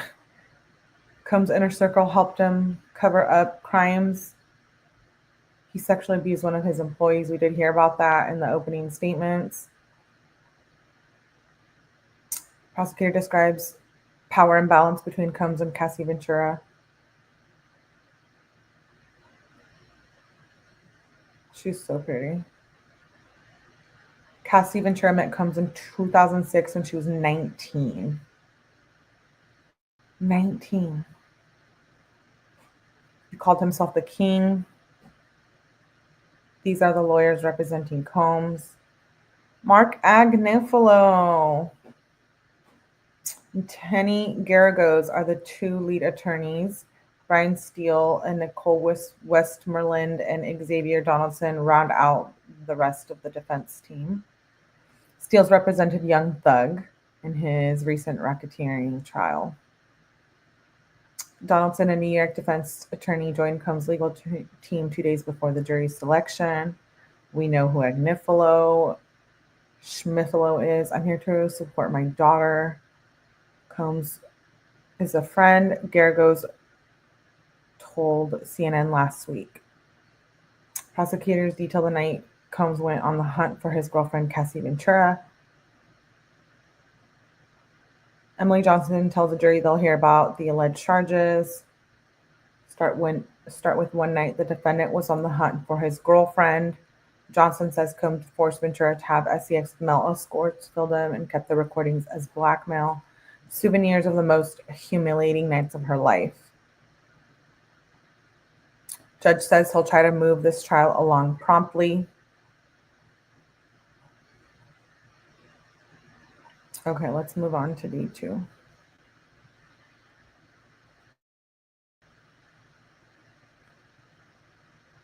Ew. I'm reading some of the comments. Diddy was nasty.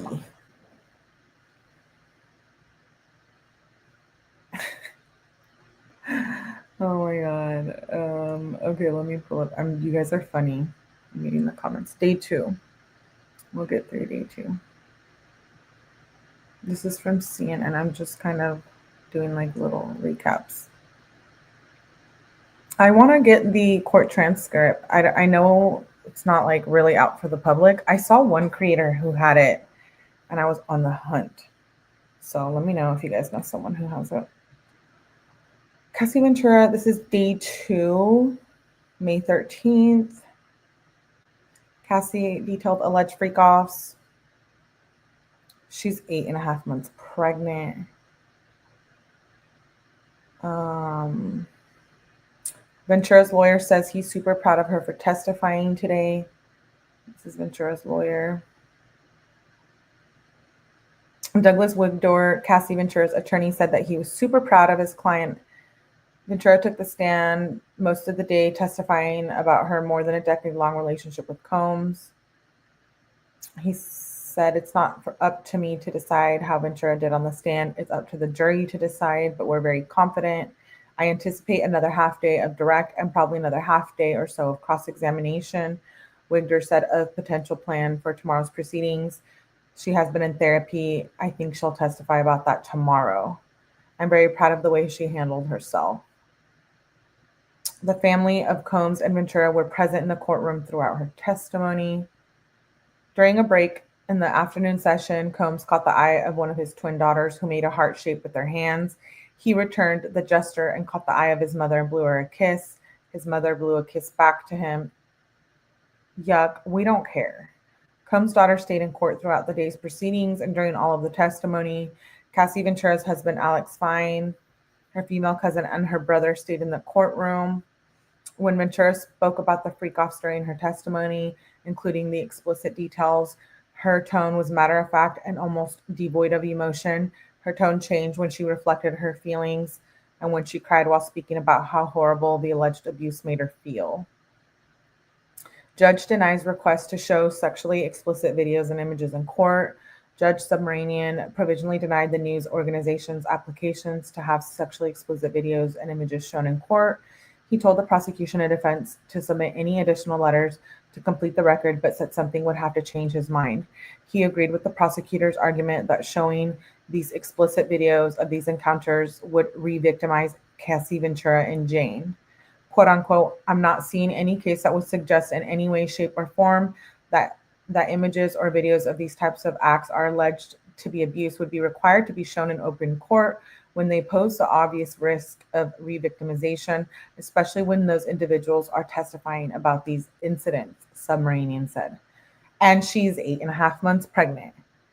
Court is done for the day. Ventura testifies that Combs beat her too many times to count. After the jury was shown hotel surveillance video showing Diddy assaulting Cassie Ventura, prosecutor Emily Johnson asked Ventura how many other times Combs had beat her in that way. Too many to count. I don't know, Ventura testified. Are there occasions when you tried to fight back when Sean hit you? Johnson asked. No, Ventura said. The jury is viewing the hotel footage again on day 2. Ventura said Combs hit her and she ran out as fast as I could. Cassie Ventura said she was having a freak-off in the hotel room with Diddy, Combs, and an escort when the 2016 altercation happened at the Intercontinental Hotel. Oh my gosh. That day he dragged her, they were having a freak-off. She said, I'm not sure what happened, but I got hit by Sean and I had a black eye. And at that point, all I can think was getting out of there safely. She said, I had my premiere. I didn't want to mess it up, so I left. She said that the escort was in a separate room in the hotel suite when Combs hit her. After it happened, she said she grabbed her belongings and ran out as fast as I could. Ventura ran out of the room when Combs was in the shower, barefoot with her sneakers still in her bag. It was faster that way, she testified. Oh my gosh. Oh, I'm still sorry. So much, so sad, so much talent, and it's wasted. Cassie knew what her job was. Well, to each their own opinions, right?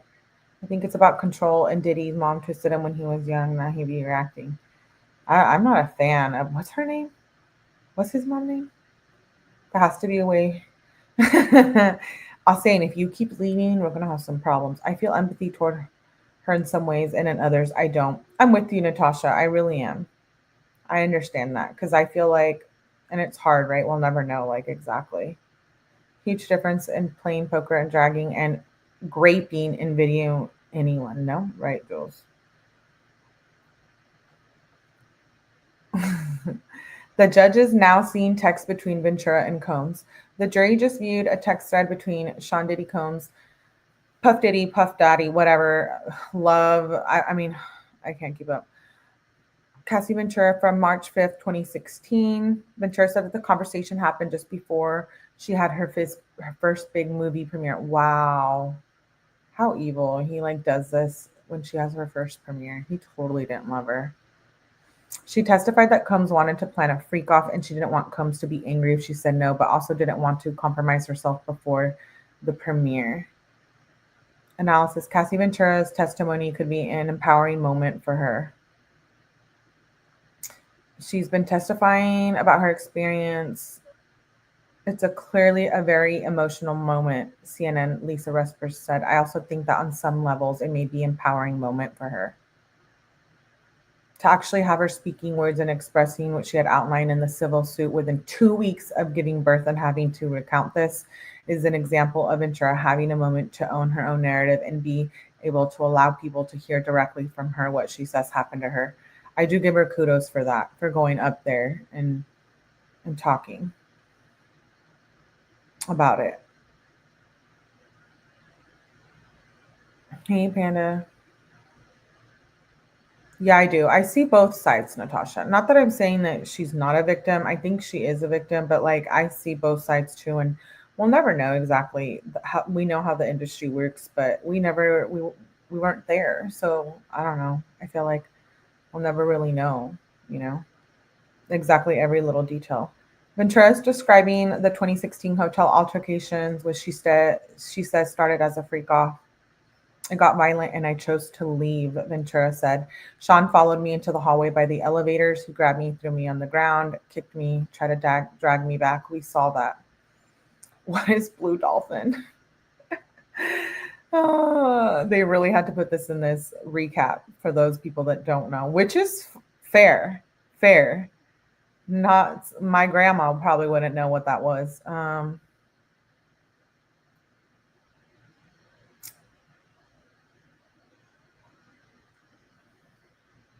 just reading the comments. So for those of you who don't know, it's ecstasy, MDMA. Am I allowed to say that on YouTube? Oh no, here we go, getting in trouble. I'm always in trouble. Hey, it's happening in a courtroom. I feel like we should be allowed. Okay, let me get a drink.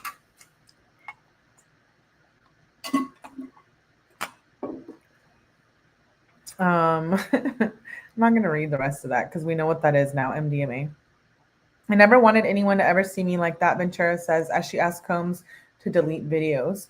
Cassie Ventura said that Combs began recording the freak-offs or drug-fueled performances pretty early on in the first year. So this is like Pig Vomit Stephen Stearns. You know how he has like 60,000 CSAM files? Diddy must have a lot. There's a lot, I feel like. The first year, and they were together for almost 11 years.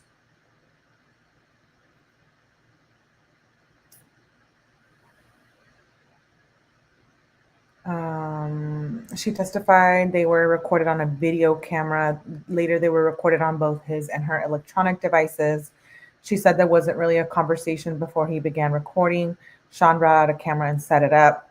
Cassie said she would later delete the videos on her devices when she saw them because they were humiliating and disgusting.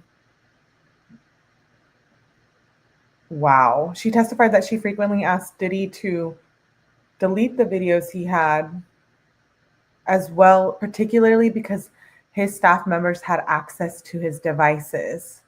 I never wanted anyone to ever see me like that. And now the jury and those people have seen it. Ventura describes a pattern that most freak-offs followed. Most of the freak-offs followed a similar pattern and was established pretty early on during the freak-offs that Sean enjoyed a lot of conversation and describing, she said of her former boyfriend. Ventura said a freak-off would typically start with oil and touching. After that, she said participants would engage in oral sex before progressing to intercourse. It was like a gradual process, she said. Ventura said she would often ask Combs if they could move to the next act in the pattern. She said she wanted to speed up the process. He was controlling the whole situation. He was directing it, she said. Attorney explains why Ventura's testimony about freak-offs in multiple states is important. Prosecutors are trying to use Cassie Ventura's testimony to prove that the crimes Diddy is accused of happened in multiple states, one lawyer said, which gives the federal government jurisdiction. In order for the case to be brought in federal court, prosecutors have to be able to show that the alleged crimes occurred across state lines. Combs' former girlfriend testified that some escorts participated in freak-offs in multiple states. She also said that she would tell Combs' travel agent that she would need to arrange travel for new staff members when she needed to fly an escort in for an encounter. In order for the federal court to have jurisdiction over this or prosecutors U.S. attorneys, they have to be able to show that they were either enticing, harboring, transporting, or advertising, and it traveled in interstate commerce. Ventura said freak-offs were held at both her and Combs' houses, in addition to hotels in New York, Miami, Los Angeles, Atlanta, Las Vegas, Ibiza, Turks and Caicos. Wow. Ventura asked to take a quick break. Ventura says she took all kinds of drugs to disassociate and numb herself. Testified that she used drugs at every freak-off and took all kinds of drugs, including ecstasy, Mary Jane, and mushrooms. For me, it was just disassociative and numbing. I couldn't imagine myself doing any of that without some sort of buffer or just way not to feel it for what it really was. Combs provided the drugs, and sometimes his staff would drop them off. Someone would drop off rugs to me wherever I was. She testified that she took more narcotics every few hours during a freak-off when the high would wear off. Oh my gosh, this is so brutal.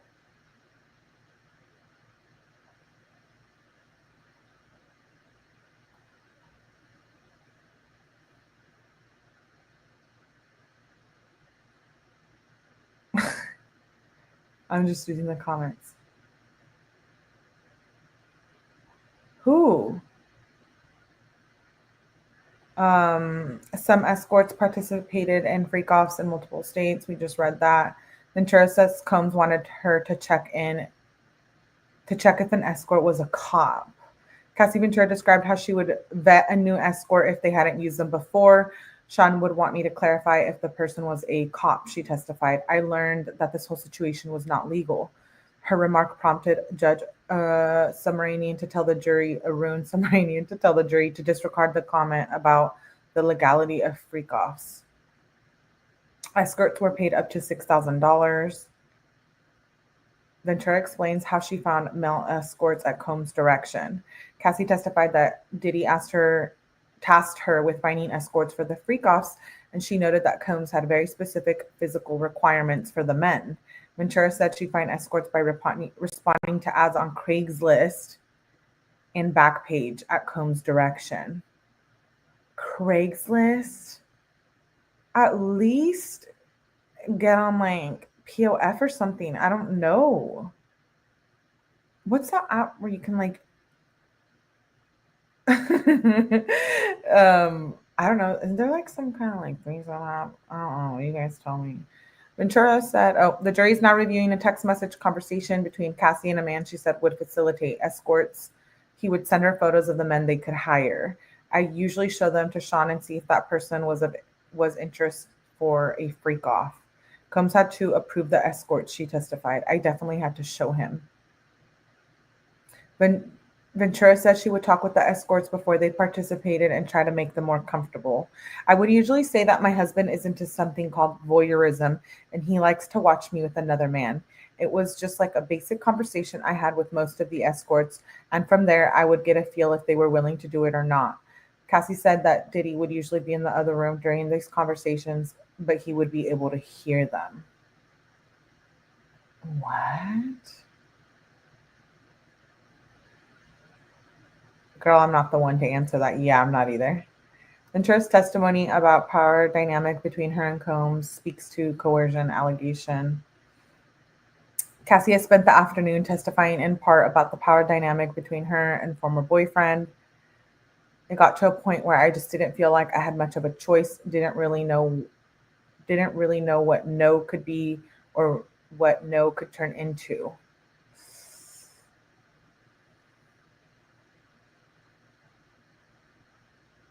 Prosecutors allege Combs created a criminal enterprise using his business empire where he engaged in trafficking, forced labor, kidnapping, arson, bribery, obstruction of justice, and is accused of coercing at least 3 women.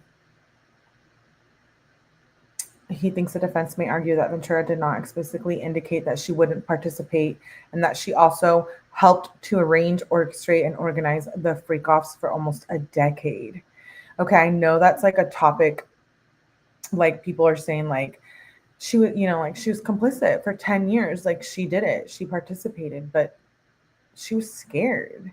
I mean, he was beating her. Like, she did it to please him, right? She did do it to please him.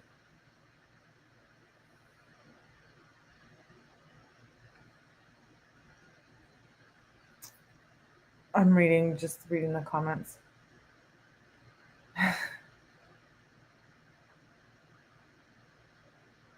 Okay, let's see.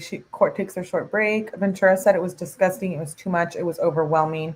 Cassie testified that the freak-offs orchestrated by Diddy became disgusting and overwhelming. She told the jury how at times Combs himself would urinate on her. It was disgusting. It was too much. It was overwhelming. The hotel rooms were trashed after freak-offs. Cassie Ventura said the hotel rooms they used for the freak-offs would typically be trashed after the drug-fueled sex performances. She testified she would try to clean it up a bit, and typically they'd leave a good tip. Many times, one of Sean Combs' staff members would go in and clean up more. Combs was often charged by hotels for damages. She recalled hearing the staff members take calls from hotels about the matter. One specific time, Ventura recalled the Intercontinental in New York, charging Combs a really high number for damage to a hotel room. What? Like, damage? What do they mean by that? Like, he was just throwing stuff, like they were banging against the wall and then there was like a hole. Like, what is going on? Like, damage? Like the bed was broken or like what? I'm just like, what damage for hundreds and thousands of dollars? Ventura details how Combs instructed them to use baby oil. Cassie testifies that they used baby oil quite a bit because Combs wanted them to be glistening. What the? Ventura said Combs would instruct her to apply more oil if he felt she didn't have enough on. He's demented. Ventura said they used somewhere around 10 large bottles of baby oil per freak-off. One time, there was a baby pool filled with baby oil. Diddy told her to get into the pool to cover herself in the oil. She testified she did as she was told because she felt she couldn't say no. If that's something Sean wanted to happen, that was going to happen. There was no way around it. When they ran out of lubricant during a freak-off, Ventura said they'd call someone on Combs' staff or the hotel desk to bring more. Combs would call an assistant himself or direct Ventura to call them. Law enforcement seized more than 1,000 bottles of baby oil and lubricant during the search in his homes. Combs used aliases like Frank White or Frank Black for hotel rooms. What? Torta. Hi, Torta. Like 10 bottles of baby oil. Oh, yeah. Remember the movie Selena? Yes. Doesn't sound like they were dancing and having that much fun, though. Well, if they were on drugs, I'm sure it'd pee all over the floor. Oh. I'm sorry that like urine damaged the hotel walls. It was like yellow and like growing mold and like gross. I'm just kidding, just making that up. Ew, imagine it, you just walking in there and it's smelling like urine, baby oil, sweat, bodily fluids. I'm horrified. Okay, so let's see. Diddy used aliases like Frank White or Flake, Frank Black for the hotel rooms where they had freak-offs.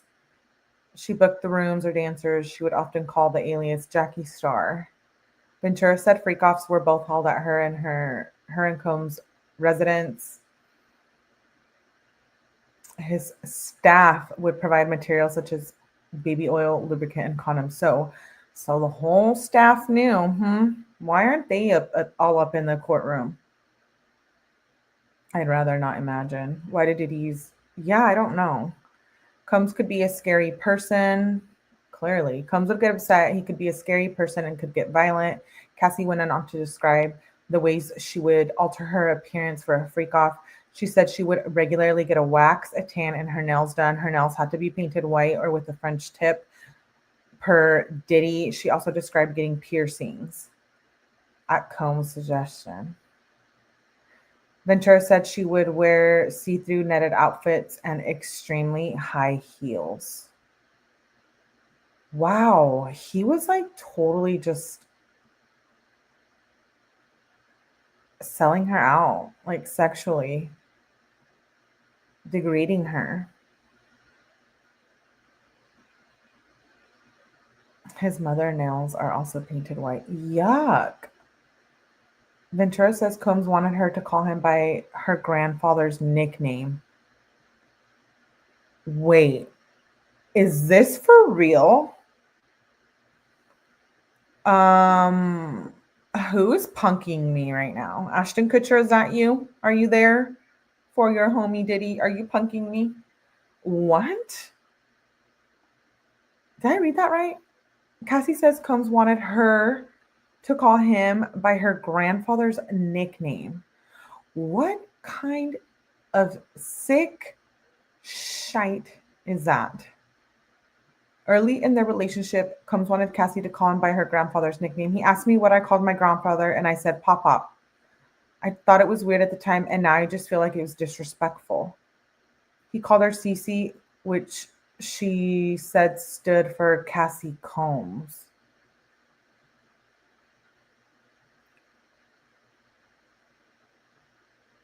What? That's some sick psychological. I'm very concerned.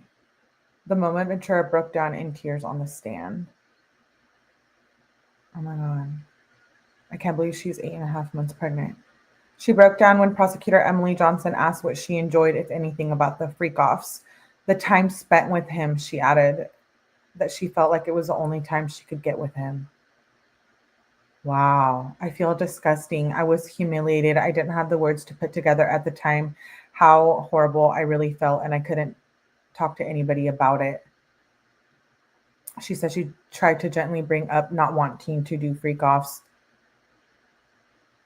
I didn't want to upset him or make him angry with me for even sharing it, but I would just tread it lightly when I brought it up. Sometimes I would email him about it. I didn't want anything bad to happen.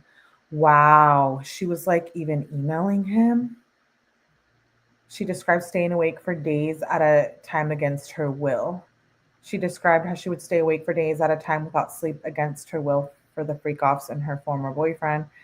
She asked how she could stay awake that long. Ventura said the drugs honestly helped. She testified that she could take E or C that Combs would give her. Cassie said Combs would decide when the freak-offs would end.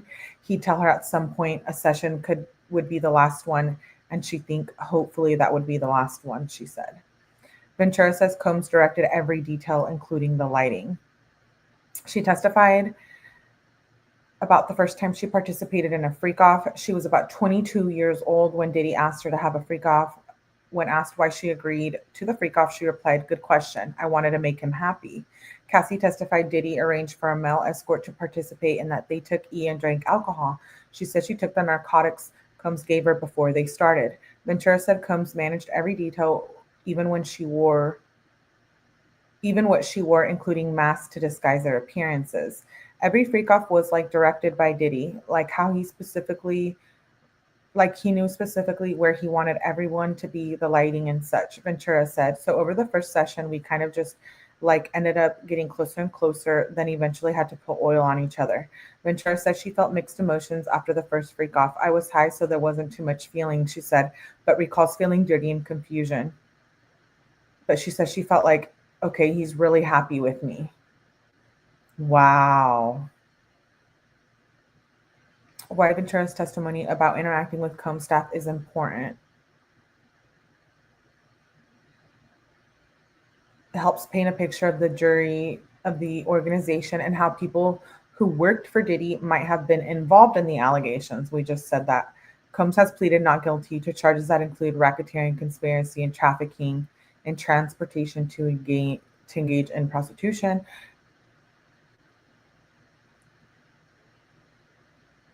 According to the U.S. Justice Department, to convict someone of racketeering, prosecutors must prove 5 different criteria. In the indictment, the government alleges Combs was using his business enterprises, having these people who work for him in various capacities help him exert that power and control to force women like Cassie to engage in these behaviors. Ventura said she was shocked when Combs first mentioned voyeurism. Prosecutor Emily Johnson turned her questioning back to voyeurism. Cassie Ventura said Diddy Combs presented it to her within the first 6 months or year of them dating as a fantasy he had. He would want to see me with another male having a sexual interaction. He also brought up swinging. Ventura said she was shocked when Combs first told her about voyeurism. I didn't know how to react. I didn't want to upset him if I said that it scared me or if I said anything outside of, okay, let's try it. Ventura recalls Combs' rivalry with Suge Knight. Is it Suge or Suge? I never knew. Suge Knight?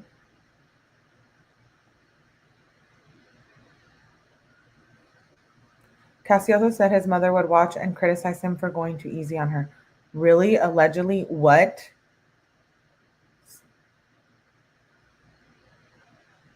Suge. Shug? Shook? Producer pulled up to the Diddy. Pulled up to the Diddy coat. Like sugar. Thank you, Michelle. Pulled up to the, is that true? 50 Cent has been on one with this. If you guys don't follow him on IG, oh my gosh. He posted a meme today and I was like, Sugar Knight. Sugar. I love how you guys are teaching me. You guys are fun. Pronounce Shug. Don't. Oh my gosh, that's funny. Cassie testified that Sean and Knight were rivals. Former Death Row Records co-founder who was sentenced to prison for a death of a man during a hit and run. One time, she and Combs had a freak off at one of his homes in LA when one of his security guards came in and mentioned that Knight was at a diner close by. They quickly packed up and drove down there. I was crying. I was screaming, don't do anything stupid. I was just really nervous for them. I didn't know what it meant and what they were going to do. Cassie described seeing cash, jewelry, tapes, and GUNS in Combs' safe. There was always cash and jewelry and sometimes tapes, SD cards from cameras, and firearms. She also testified she saw GUNS in his residences in New York, basically all of them, we know that. Prosecutors asked Ventura about her relationship with Combs' assistants. Prosecutor Emily Johnson asked Cassie Ventura about several assistants that worked for Sean. Ventura testified that in the first 3 years of the relationship with Combs, one of his assistants would regularly help Ventura with her finances. Ventura said she spoke to another assistant on a daily basis about everything from scheduling to what kind of mood Combs was in. She knew a lot about my personal things. Are we going to hear from these assistants? Ventura said if Combs disapproved of her, his staff would take away her belongings.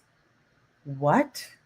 Cassie testified if Diddy disapproved of her, he had his staff take her belongings. I would get my car taken away. I got kicked out of the house, my apartment. I had jewelry taken away. It was very random depending on how he felt. Cassie said there were times when Combs personally took her electronics from her and other time his security personnel did it. She'd eventually get the items back. It depended how long I was being punished for, I guess, Ventura said. Sean would give them back to me if I would go to his house. No, I do know who Suge Knight is. I do. I was just messing with you guys.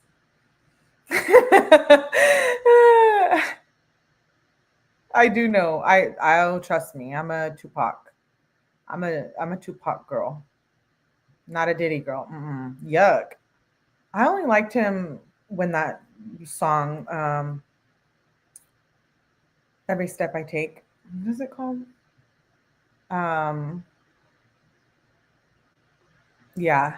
No, I was not joking about not I didn't know how to pronounce it, but I know who he is. He was a demon back then. I love Tupac. I still love Tupac. I listen to Tupac like every day. My self-worth took a hit. Cassie describes how Combs frequently commented on her appearance. Cassie testified that Diddy was very involved in her physical appearance and started making comments about the way she looked almost immediately in their relationship. Appearance was very important to him. My appearance she said, adding that Combs would make comments about her hair and nails. We had tons of conversations about my body at the time. That included discussions about breast implants and keeping my shape a certain way. My self-worth took a hit for the entirety of the relationship, just trying to establish who I was, who I wanted to be, and who I was allowed to be. Ventura's manager had one tied behind his back with decisions going through Combs. Cassie said that James Cruz, an employee of Bad Boy Records, managed her career, and after she started dating Diddy, she added that the decision ultimately went through Combs. His role in managing my career was that he was managing me with one hand tied behind his back. She testifies that any decision had to go through Diddy. Prosecutors want Ventura's testimony to bridge the gap between Combs' public persona and the indictment. They claim he's a racketeer, that he's a sexual trafficker, and that he's a violent man. Cassie Ventura's husband is allowed to be in the court for parts of her testimony. Here's what we know about him. Alex fine. We read his statement at the beginning too. Combs and defense lawyers indicated that they may call Cassie Ventura's husband, Alex Fine, to the stand, so they didn't want him in the courtroom, I heard. Fine was allowed by the judge to sit in the courtroom to support his wife during her testimony, which began on Tuesday. They wed in 2019. Parents to 2 daughters. Our daughters, sisters, mothers, and wives should feel protected and loved, he wrote. Hold the woman in your life with the utmost regard. Men who hurt women hate women. That's what he said. What we learned so far from Cassie's testimony. She said, Ventura says she spent big chunks of her life recovering from day-long freak-offs. Cassie testified that the freak-offs could last 36, 48, or 72 hours, forcing her to spend a big chunk of her life recovering from drug use and dehydration. The freak-offs became a job where there was no space to do anything else but recover and just try to feel normal again, she said. Ventura recalled the longest freak-off continued for 4 or more days. Oh my God. Ventura says she didn't release 9 albums included in her record deal. Wow. She moved to Los Angeles to be closer to Combs because she was in love. She testified that eventually she moved to LA full-time from New York to follow Combs. She said he wanted to be near his kids, so she went too. I moved because I was in love and wanted to be near him. Combs paid her rent during the time in New York, Ventura confirmed. When Combs paid the rent for her places she lived, he had his own keys that he used whenever he wanted. Combs lived right down the block from her apartment in California. She said she could walk or drive about 3 minutes to his home. Ventura said she later bought her own house in Studio City because she wanted that freedom for myself. I wasn't getting it in a lot of other ways, and there was no fight. Ventura says she thought she and Combs were in a monogamous relationship. She describes her complicated relationship with Diddy. She thought they were in a monogamous relationship, but soon realized they were not. I didn't get that he was him. He was part of Puff Daddy, and Puff Daddy has many women, Ventura said, describing how she felt jealous about seeing him with other females. He likes the company of females, and I had to just really learn that over time, despite that he would tell me just between us. She continued, he made me feel like we were in a monogamous relationship more often than not, and it was really me figuring out that we were not. He expected that of me, so I guess I assumed it was the same. Combs had control over what I was doing every minute of the day. Wow. She was just living a real hell. Cassie Ventura said Diddy would check in on what music she was working on, and he would give her busy work on projects that never released. I think busy work, just the way I interpreted it, was just control. control over what I was doing every minute of the day. Ventura said that if she didn't respond to Combs, he would call her constantly and sometimes send someone, usually his security, to her home to check on her. Combs' mood swung different ways quite a bit. Cassie said she would talk to Diddy all day throughout the day. She said sometimes she wouldn't answer his calls or messages right away, and he would be an insistent caller, and he would have his staff call until she answered. There were times Diddy assistants or security personnel would locate her for him in person. Prosecutor Emily Johnson asked Ventura to give an example of how Diddy's moods impacted her. Ventura said Diddy's moods swung different ways quite a bit. The most complicated and the greatest examples are the abuse, because I also felt at certain times when I knew it wasn't even about me, and you make the wrong face, and the next thing I knew, I was getting hit in the face. He treated the mother of his kids better. It's like when the power is out and you know it's with the lights. She folded. That part makes me wonder, because she also says she would watch her get down with others. Right.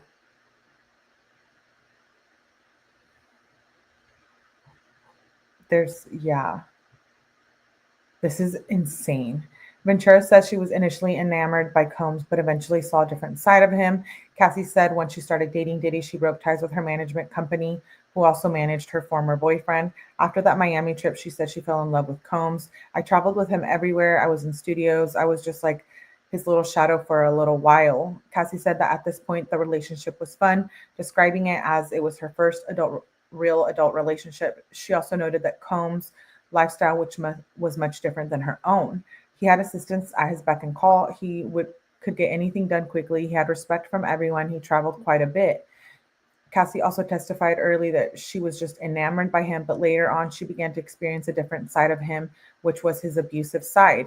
She said Combs was very controlling over my life and the things I wanted to do, but there was still love there. Control was everything, from the way that I looked to what I was working on that day, who I was speaking to. Control was kind of an all-around thing to a certain point. Diddy had many girlfriends, Cassie says. At that time, I knew we were spending a lot of time together one-on-one, and I really felt like we were in a monogamous relationship. The relationship wasn't public for years, she said, because she was his artist and because of his family. Combs was a fun guy that also happened to have my career in his hands, Cassie says. She details the early phase of her relationship with him. He kissed her on her 21st birthday. She said Combs began inviting her to hotel rooms in New York, where he was staying while his home was being renovated. She said they developed a more comfortable relationship with each other. I wanted to be around Sean for the same reasons as everyone else at the time. Just this exciting, entertaining, fun guy that also happened to have my career in his hands, Cassie said. It felt special. Not a lot of people got that with him. Cassie described herself as being sexually unexperienced at this time. During one of those New York visits, she said Diddy performed oral on her and made her feel crazy for not reciprocating. I was just so young. I didn't even have the vocabulary for some of the things that we talked about. I was still also in a relationship with someone else. Eventually, Combs, Ventura, and other friends took a trip to Miami, and Cassie said she took ecstasy that Combs gave her while they were drinking and partying on a boat. Cassie said she and Combs had sex for the first time on this trip. Combs called all of the shots in her career. He called most of the shots, well, all of the shots. I had a new record. I would play it for him. He chose what was next for me, basically. That sucks. Says she was really confused the first time Diddy kissed her, and testified that she saw Diddy about once a month at social outings in 2006. In August 2007, while celebrating her 21st birthday in Vegas, Combs kissed her in the bathroom. I was just really confused at the time, she said, noting that she was a young new artist who just didn't really know the lay of the land when it came to things like that. She testified that she cried and ran off. Did you want to kiss Sean at your 21st birthday? Prosecutor Emily Johnson asked Ventura. No, not at my 21st birthday. The relationship between them started platonically. She said that before she met Combs, she knew he was larger than life. She had a platonic relationship with him. She said he looked out for her when she had a few rough performances. Prosecutor Johnson then showed the jury a photo of Ventura and Combs together in 2006. Says she kept broken laptops, iPads, and phones out of fear material would be public. Cassie testifies that she was also afraid that blackmail materials would become public. She said she kept broken laptops and iPads and phones because she didn't want that material. She didn't know what material was on them. She also said Sean is really polarizing person, but also very charming, and it's hard to be able to decide in that moment, like what you need when he's telling you what he wants. Ventura said she didn't know how to refuse freak offs. I just didn't feel like I had much say in it. He just literally controlled everything. Like, I can't even believe it. That's why we never heard any more music from her. Cassie recalls on the stand when Diddy Combs first proposed freak-offs to her. She said she remembers a feeling of her stomach falling. I also felt a sense of responsibility. It was him sharing something like that with me. I was confused, nervous, but also loved him very much and wanted him to make him happy. I knew it wasn't something I wanted to be doing, especially as regular as it became. But again, I was just so in love and wanted to make him happy, she testified. Cassie said she didn't know how to refuse the freak offs. It got to a point where I just didn't feel like I had much of a choice, but didn't really know what no could be or could turn into. She said Diddy controlled a lot of her life, from her career to the way she dressed. And I just didn't feel like I had much say in it at the time, being really super young, naive, total people pleaser. Cassie said, I didn't know if he would be upset enough to be violent or if he would write me off or just not want to be with me at all. She describes what a freak off entails. Cassie was shown the image of her leaving after an encounter that we called a freak off. Ventura was also asked how she and her former boyfriend Diddy started doing freak offs. Within the first year of a relationship, he proposed this idea, this sexual encounter that he called voyeurism, where he said he would watch me be in intercourse with a third party, specifically with another man. Ventura went on to say that a freak-off would entail hiring an escort and setting up this experience so that I could perform for Sean. She said she couldn't remember the name of where the name freak-off came from, but she said that Combs introduced it to her. Eventually, it became a job for me, pretty much, so I knew if it was something he wanted me to do, I had the contacts to set it up and could get a hotel room and all of that. But in the beginning, Sean set it up. He was in charge. She said she suffered injuries from the abuse. Some of the arguments would be violent and result in some sort of physical abuse. He would smash me in the head, knock me over, drag me, kick me, stomp me in the head if I was down. Johnson asked, how frequently was sheer physical with you during your relationship? Too frequently. Cassie says she suffered injuries from the abuse, including knots on her forehead, busted lip, and bruises all over her body. She testified she was in a relationship with Combs for over 10 years. She's so pretty. Alex Fine is in the courtroom. Combs' defense wants to bar Ventura's husband from court during her testimony, of course.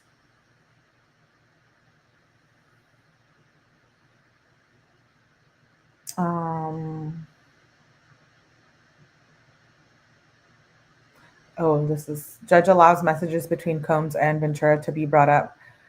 Defense attorney Ana Estavio told the court that they intend to bring up messages between Diddy and Cassie when she was out of state, and he was concerned that she was cheating on him, and she told him she hadn't responded because she had gotten into a bar fight.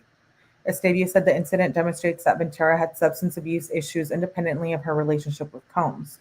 Judge Subramanian overruled prosecutors' objection and allowed the incident to come into the trial. Wow. There they are again. Wow. These pictures are just so different now looking at them after we know all these details. Judge says he's inclined to grant media requests to make video and public images, or in images public, sorry.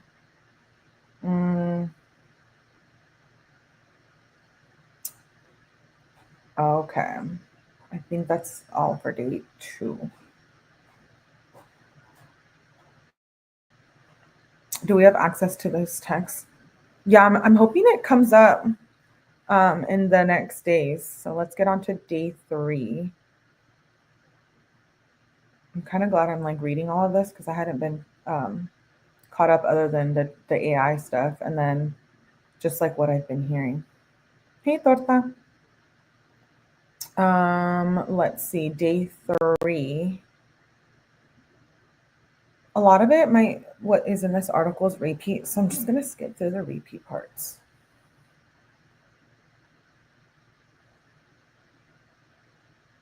Here's some items that were shown to the jury as evidence today. Numerous photos of her black eyes, 7 still images from videos of freak-offs, which showed her with several different escorts.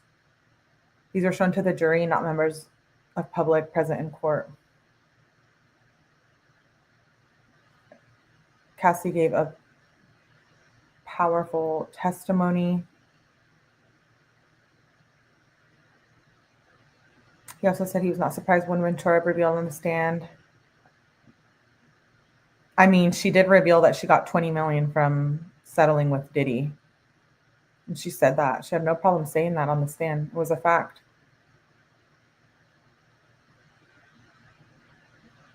Combs' trial evidence includes incident report. We know that. Court's family embraced in a prayer circle at court. They really think that Diddy is a man of God now, because he's been in prison like what, 5 months?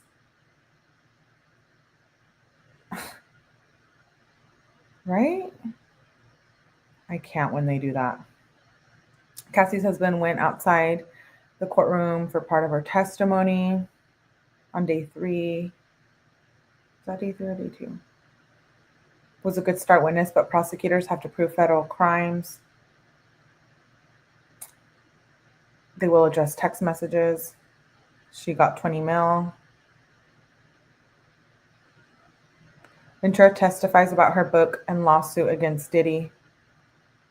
Cassie testifies about the book she wrote in 2023, saying she didn't think Diddy understood the pain she was in. I didn't know she had a book.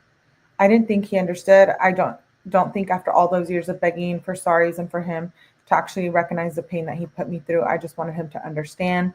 Cassie said she sent the book to Combs through a lawyer and told him that he could buy the rights to it for $30 million. Oh, wait, is that like a book that's out? Or is she planning on putting it out? I wonder if we're going to see that after the trial. I wanted to be compensated for the time, the pain, the many years of having to fix my life, she said.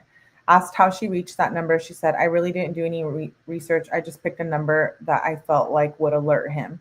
She later reached out to Diddy's employees to ask if he had read her book and was told that it hadn't been taken seriously. She said she did not receive any compensation from Combs for the rights to her writing. In November of 2023, she filed a lawsuit. Cassie testified she agreed to settle with Combs and his companies for $20 million 20 hours after filing her lawsuit. She breaks down in tears as she describes the trauma, broke down in tears as she talked about going to rehab and trauma therapy in February of 2023.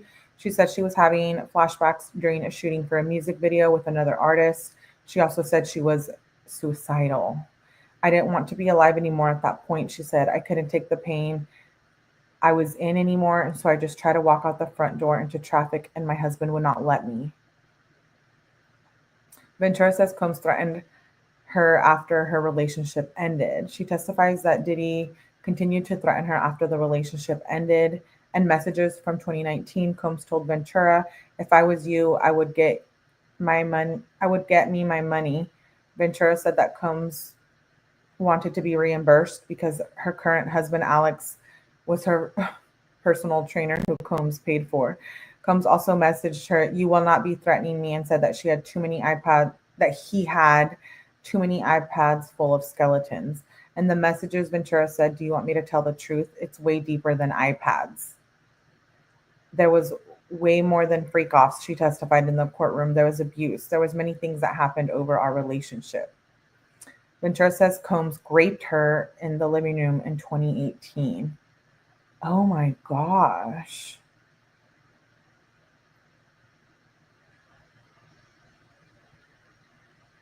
It takes a long time for a victim to stop hearing an abuser's voice and words in their own head.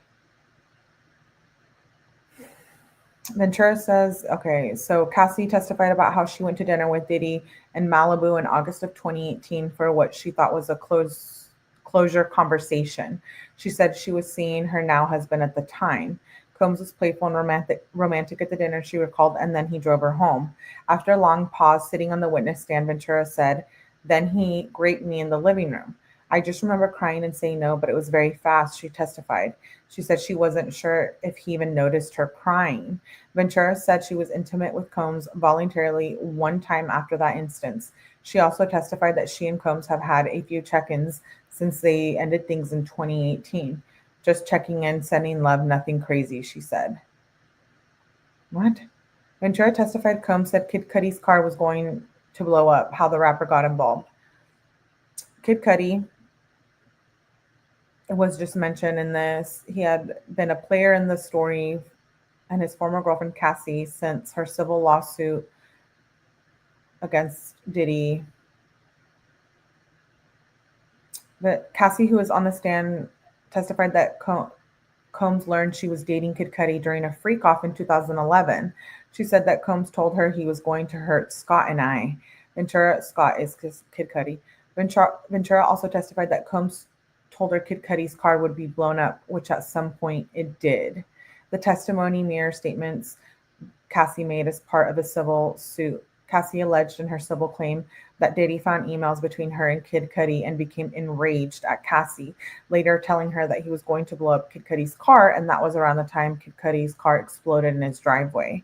Representatives for Kid Cudi confirmed Ventura's account to the New York Times in 2023. This is all true, said a spokesperson for Kid Cudi. CNN has reached out to representatives for Kid Cudi for comment today. In the government's indictment, Combs is accused of acts of violence, including arson, though it is unclear if prosecutors are referring to the same incident with Kid Cudi. That is insane. Kid Cudi's a big rapper too. Oh my gosh. Yeah. He beat her up at a famous wedding in Italy. That's true. Hey, Knight. Good to see you. Double jeopardy only applies to criminal cases. Ventura says she kept a knife wedged in the door handle after getting angry unannounced visit from Diddy. Cassie testified that she wedged a knife in the door handle because at the time she was getting a lot of unannounced visits from Diddy where he was really angry. Prosecutor Emily Johnson showed the jury a photo from 2018 of the large knife in the door handle. Kill two birds with one stone. Lock it and have a weapon, Cassie said. Wow. To live like that with your boyfriend? Cassie says she sought professional help for opiate use several times during her relationship. That's what I was referring to earlier with the rehab thing. Cassie testified that she often took narcotics from and with Diddy, and she said there was a period of time she took opiates daily. She would feel ill if she didn't take them. Ventura said she was heavily dependent on opiates through her relationship with Combs. She says she sought professional help for the opiate use 5 or 6 times during the span of the relationship. She said she last did drugs in 2022 and no longer uses narcotics. I went to rehab and sought professional help. Ventura says one of her friendships ended after her altercation with Combs. Cassie said her friendship with her best friend of 17 years ended in 2018 after an altercation with Combs. He came in, saw that we were going to do drugs, and he hit her in the head with a hanger, she said, noting that it was a wooden hanger. Wow. Did he hit her friend with a hanger?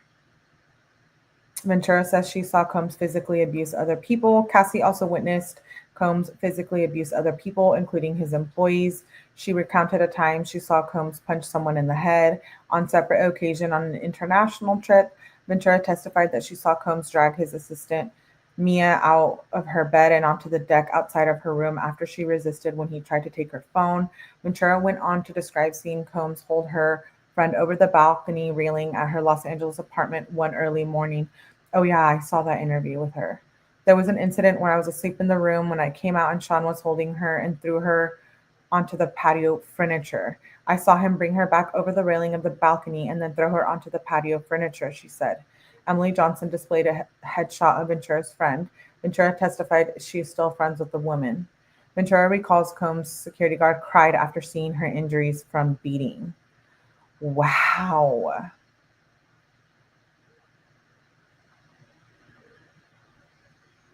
Oh, thank you, Night. Thank you. I was reading, so I didn't see your super. Thank you, thank you, thank you. I appreciate that.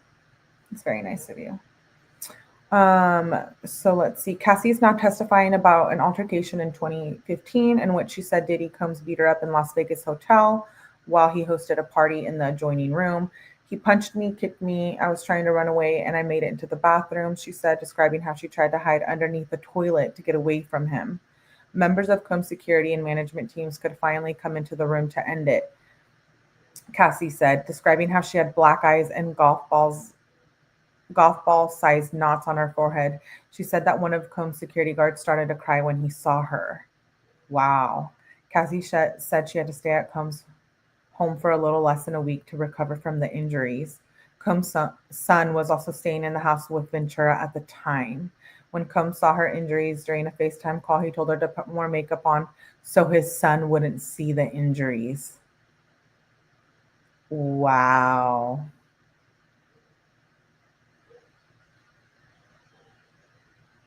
Mm-mm.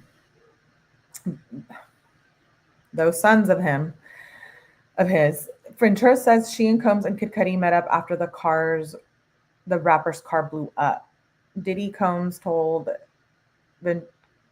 Cassie that rapper Kid Cudi's car would be blown up. Cassie testified earlier that she was dating Kid Cudi at the time. Combs told her that he wanted Kid Cudi's friend to see the car blown up in the driveway of Scott's home. At some point, his car did blow up. Sometime after the car blew up, Combs, Ventura, and Kid Cudi had a meeting at the Soho house about the relationship. When Kid Cudi asked about his vehicle, Ventura said Combs responded, "What vehicle?" The meeting promptly ended after that. Jury was shown photos of Ventura with a black eye. Ventura testifies that Combs lunged at her with a wine opener when he found out she was dating Kid Cudi. Diddy learned Cassie was dating another man during a freak-off in 2011.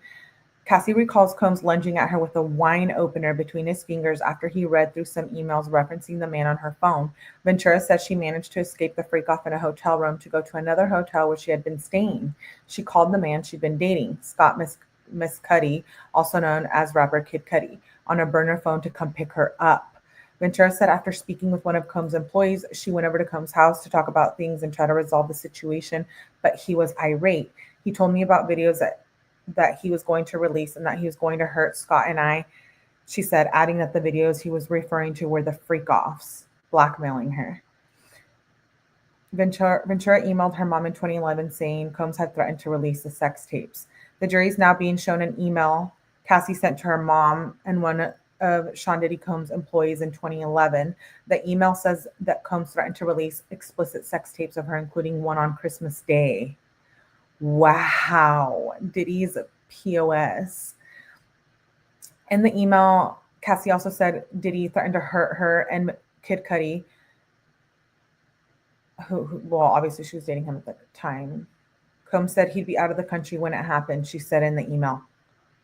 Oh my God. Ventura describes another incident of physical violence. Sometime during the first half of the relationship, Diddy, Cassie, and her friends went to a party at Prince's house, she testified. She said she didn't tell Combs about it because she thought he wouldn't let her go. Once she arrived at the party, Cassie got a glimpse of Combs and could tell he was angry, so she said she ran out as fast as she could. Combs later burst in the room at the hotel I was staying at. She said they went into the bedroom so her friend who was sleeping on the couch wouldn't hear anything. He beat me up in that room, she testified. He was throwing luggage at me and just calling me all kinds of names. Ventura said she had bruises on her face and knots on her head afterward. Oh my gosh. Ventura says she didn't have the resources to leave after Combs beat her.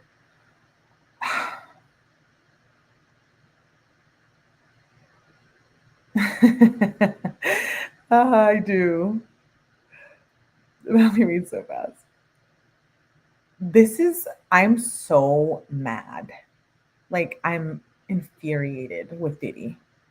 Cassie testifies about what happened after she said Diddy Combs beat her following a party at the Los Angeles club. Cassie said that Diddy told her she needed to sneak out of the house and go with security to stay at the hotel. She testified that she snuck into the hotel covered up because no one else could see me like that. Cassie said she wanted to stay at Diddy's house instead of going to the hotel, but Diddy wouldn't allow her. She told Diddy that and his staff that she wanted to leave the hotel where she had been staying for about a week. But Cassie also said that she didn't feel like she could leave and she didn't think it was safe for her to do so. I didn't have the resources I needed to get out and move, to get out and have nobody stop me, she said. I understood Sean's capabilities, his access to GUNS, and the threats that he made prior to that. Cassie said that her mother read a description of the incident online that didn't include her name and reached out to see if it was about her. I didn't tell my mom the truth because I was ashamed, but I also felt like at that point I didn't know what was going to happen, she testified. I didn't want to put my mother in danger of knowing anything of that magnitude. Cassie's flawless testimony may have defense adjusting their strategy. Diddy's security team once chased after Ventura after fight. Cassie's describing another time Diddy's was violent with her. She said that after a party at Los Angeles club, Combs called her names. Cassie says she drunkenly punched him in the face in response, which prompted Combs to beat her, stomping on her face while she was on the floor of the Escalade. When they got to the house, she said she jumped out of the car and tried to run down the street, but Diddy's security eventually caught up and brought her into the house. Ventura said she looked at her face. When she finally looked at her face, she was at Combs' house and didn't recognize herself. Just knots and bleeding, swollen, everything. I looked horrible. That security guard is kind of a victim of Diddy's too, but I don't know. That's kidnapping.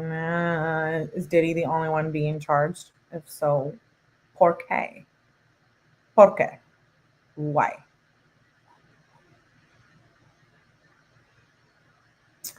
Let's see. I was just shocked. Ventura testifies about the first time. She says Combs was violent with her. She's testifying about the first instance with Diddy when she said happened the first 2 years of the relationship. I was just shocked and I didn't necessarily understand what happened and why he was so angry, except for the little bit he said he was hitting me in the car, she said, and I just went home and kind of hid out after that.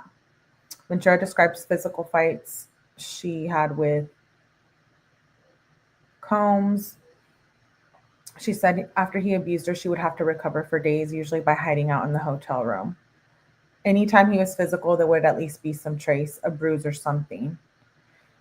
Jurors react to images being shown in court. The jury is now seeing explicit images taken from some of the freak-off videos. One female juror let out a deep breath and rested her hand on her chest as an image was placed on the monitor before her. A male juror looked at the screen at one of the images and his eyes appeared to move away quickly. A different male juror wrote on his notepad. Some of Combs' employees quit after witnessing him physically abuse Cassie. Cassie testified that early in the relationship, Combs security personnel and drivers saw him physically abuse her. In later years, assistants, including one named Mia, witnessed the abuse. Some assistants told her they quit after witnessing the abuse. Prosecutors admit photos into evidence.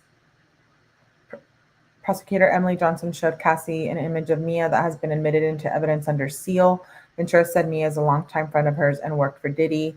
Johnson showed Ventura an image of one of the escorts they commonly use for freak-offs, which was also admitted under seal. Ventura said the image was taken from a video of freak-off. Johnson showed Ventura an image of herself and a different escort in a freak-off. This image was also taken from a video on one of her devices, Ventura testified. Cassie identified another photo of her sitting alone on a couch during a freak-off. She was wearing a pair of very high shoes. Judge instructs attorneys do not engage in witness coaching. Judge spoke with the lawyers in the courtroom, said he won't instruct the witnesses, but told the attorneys for the victim witnesses not to engage in witness coaching or pass on messages from prosecutors to their clients while they're testifying. An attorney for victim witness Mia said he needed to be able to talk to her on breaks during her testimony. We're not going to put words in her mouth, he said, but needs to be able to support her when she wants to talk about what she's experiencing on the stand. Candidly, her nerves are through the roof, he said, adding, she would have taken these things to the grave. These are the worst things that ever happened to her. The defense asked about the victim witnesses be instructed not to speak to their attorneys or the prosecutors about their testimony while on the stand. Wait, Mia testified? Or she was going to? I'm confused. Combs' attorney said defense has to adjust to strategies. Okay, so that was day 3. Hey, Witch. I'm glad you made it.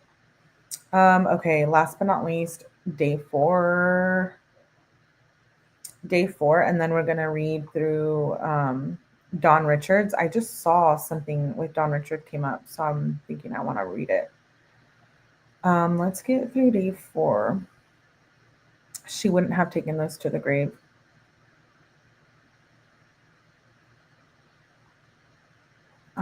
Okay, let's see. Day 4.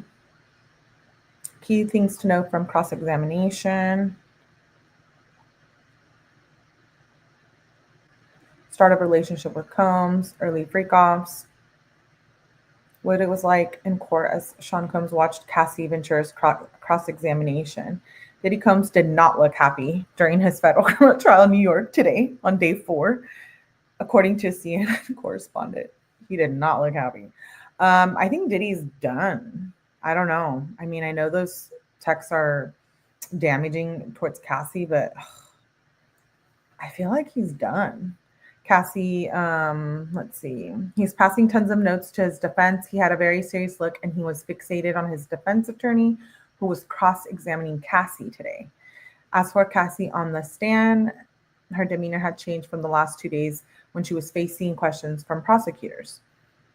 Wagmeister said Ventura's hours of testimony recounting graphic details have been grueling for her, but today she was much more at ease and even laughed a few times on the stand. Combs' defense attorney laughed with her in some of those instances, adding that those were moments that kind of humanized Ventura and helped her as a witness. Prosecutor expects to question Ventura for another hour after defense finishes cross-examination. Defense walks through messages Ventura and Combs exchanged before hotel assault. Ana Estevio is going through more messages between Cassie and Diddy from March 3rd, 2016, which led to the freak-off before the eventual assault in the hotel hallway. Some of these messages were shown to the jury by prosecutors during Ventura's direct examination. After going back and forth about potential plans with their friends, Cassie messaged, quote unquote, "We can have fun. I don't want you thinking I don't want to." She told Combs to set it up.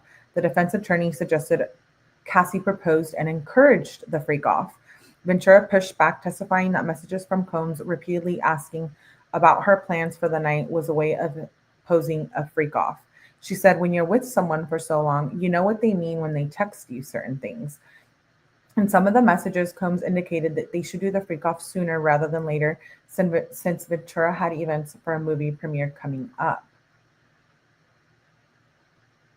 His attorney looks like she wasn't even out of the womb yet when Diddy was at his highest point, right? Diddy's lawyer suggests he was going through withdrawal from the 2016 hotel altercation. We talked about this last night on the live too. Absolutely not. Defense attorney Ana Estevio is suggesting Sean Diddy Combs was going through withdrawal in the days before the assault. Diddy's attorney reviewed a series of text messages from March between Combs and Cassie Ventura in which the couple discussed Combs having symptoms that Estevio suggested are consistent with withdrawal. Ventura testified that she does not remember Combs going through withdrawal at that time. She acknowledged that the text appeared to suggest he was sick at the time. Defense asked Ventura to confirm baby oil was not laced with drugs. Defense attorney Ana Estevio asked Cassie to confirm the Johnson's baby oil they used during the freak-offs was never laced with any drugs. The defense attorney also asked her to confirm that filling a baby pool would take a lot of baby oil and might explain why Diddy was keeping lots of baby oil on hand. Judge Subramanian sustained an objection to that question. Large amounts of baby oil were recovered during the searches of Combs' residence in Miami and Los Angeles in March of 2024. According to the indictment, law enforcement seized various freak-off supplies and more than 1,000 bottles of baby oil.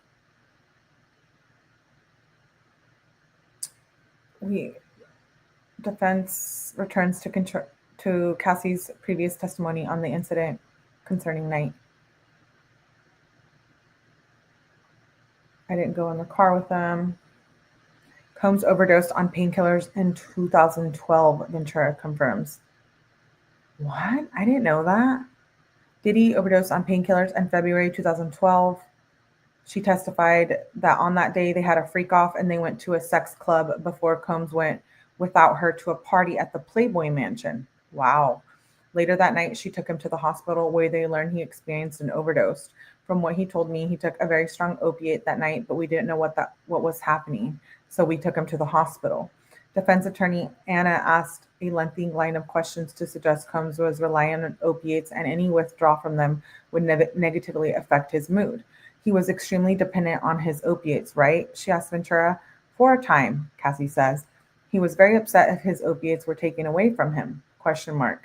Asked Estavio. I guess so, says Cassie. Ventura details the side effects from drug use. Said that in early 2017, she got sick from drug use and began to look for help. I lost all sense of smell and taste when I woke up. I had numbing in my arm, she said. She also experienced some dissociative side effects from schmetamine use. Ventura confirmed that Diddy Combs noticed some of her symptoms and suggested she see doctors. She said that she didn't tell Diddy everything about her drug use throughout the relationship, but she added that they were both doing lots of them. Defense suggests Cassie didn't personally witness Combs dangle her friend over the balcony.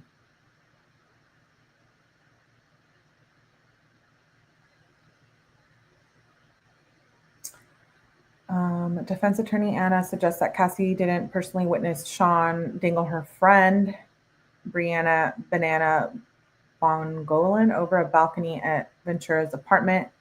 Isn't it true you learned about this incident after the fact? Estavio asked. I saw what I saw, said Cassie. Estavio showed Ventura a text message she sent Combs' chief of staff, Christina Quorum, shortly after the incident, telling her that she learned of the altercation after the fact. Ventura told the prosecution during her testimony yesterday that she woke up to find Combs holding her friend over the balcony railing before throwing her onto the patio furniture. Estavio asked Ventura if she was on drugs that night, and Ventura testified she couldn't remember if she'd done them before falling asleep earlier that day. She described some of these times Combs was explosive. If we weren't getting high or if I wasn't doing it with him, it was a problem. Combs used industry clout to control Cassie's careers and avoid consequences. Ventura says her friends knew about the abuse because they sometimes witnessed this. Cassie testified that her friends knew that Diddy Combs physically abused her, sometimes because they witnessed the abuse themselves. She also said she told her parents and brothers about the abuse at different points. Actor Michael B. Jordan's name was brought up by the defense. Ooh, I wanted to read. He's sick in the head. Right, Jules. So Diddy Combs was also suspicious of Cassie starting to date Michael B. Jordan. When asked about it, Ventura said she didn't know how Combs reacted to this news because she wasn't with him to see it. Defense attorney Anna moved on from that line of questioning without expanding the purported relationship with Jordan. Wow, Cassie would have also actually been cute with Jordan. Ventura describes how she broke up with Combs in 2015. She testified in 2015 she broke off the relationship with Combs for a time while she was in South Africa filming a movie. She said she broke it off with Diddy by sending a video of him with another woman at an event to a text chain with Combs and some of his closest staff. Ventura said she felt betrayed by them for not telling her. Ventura also says she blocked Diddy's phone number for the time while she was filming. Ventura's testimony, she's like in South Africa, so she's like not scared to block him. How sad. Cassie's testimony sets up arguments on both sides during the rest of the trial.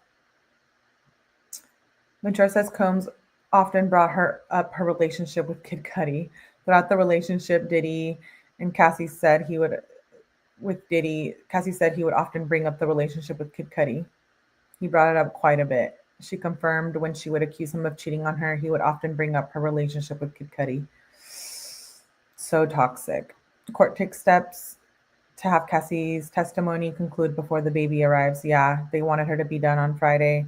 Combs seen passing sticky notes to lawyer during Ventura's testimony. Basically, he's like telling them what to say, eh? That's what I was reading. He was seen writing on orange sticky notes and passing one after another to his attorney sitting beside him.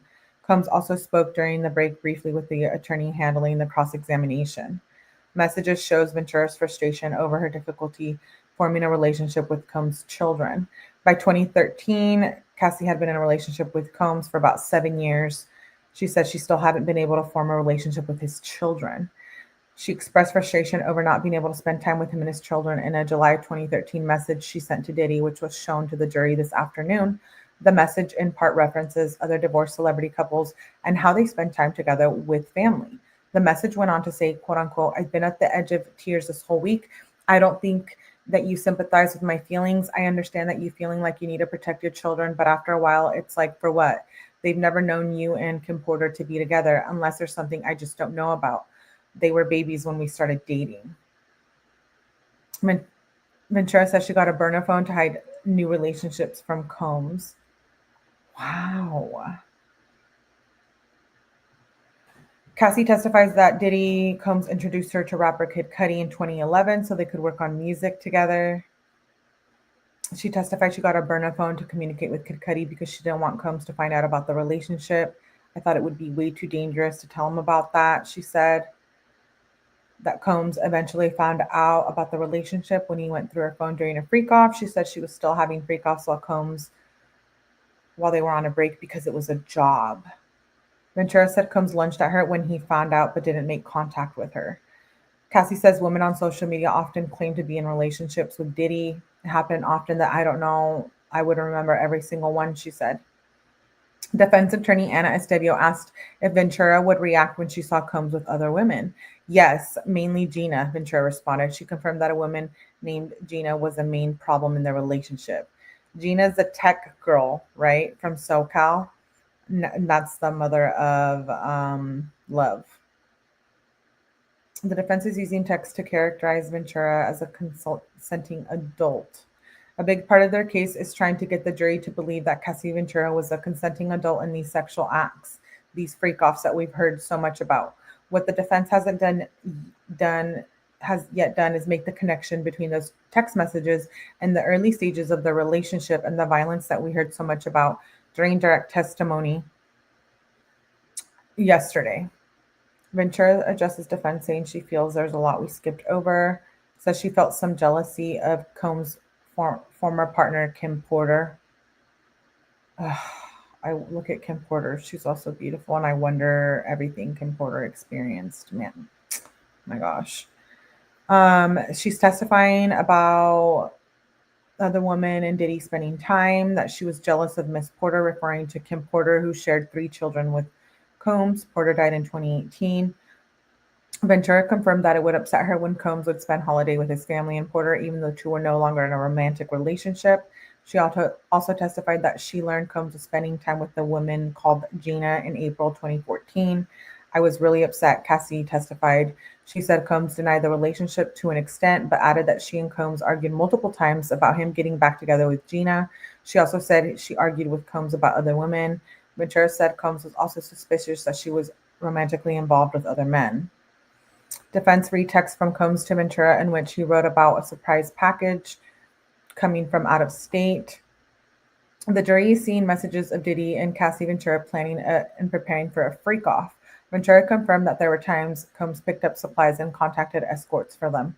In an exchange from 2017, Combs told Ventura he was making plans for a freak-off. Defense attorney Anna Estevio read aloud some of his text. Didn't hear from you, so I just put some plans in motion. Let me know to stop. Surprise package coming from out of state. Just let me know if I'm headed in the wrong direction so I can cancel.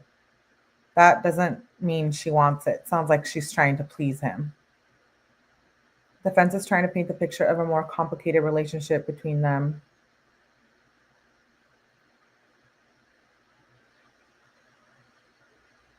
Combs was addicted to success, says Cassie.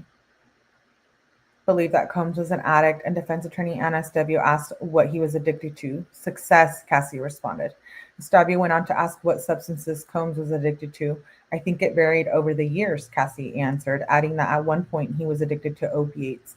She confirmed that Combs was more irritable and angry when he was withdrawing from opiates. Ventura testified that she was also addicted to opiates for a period. She said that they took drugs together and that Combs' drug of choice was ecstasy and MDA, and she said she didn't believe he was ever addicted to those drugs, that they were party drugs, in contrast with opiates, which they took more regularly. Ventura details the influence Combs had on her physical appearance. Oh my gosh, she's so pretty, though. Ventura says she didn't want Combs' staff to know about the freak-offs, the swinger lifestyle. Let's see this part. While the prosecution asked Ventura about her civil lawsuit against Combs before the defense today. Prosecutors always do what we call the drawstring. So if you know there's a good point for cross-examination, you always bring it out on direct so the jury isn't surprised and they don't think, oh, the prosecutor didn't tell us about this.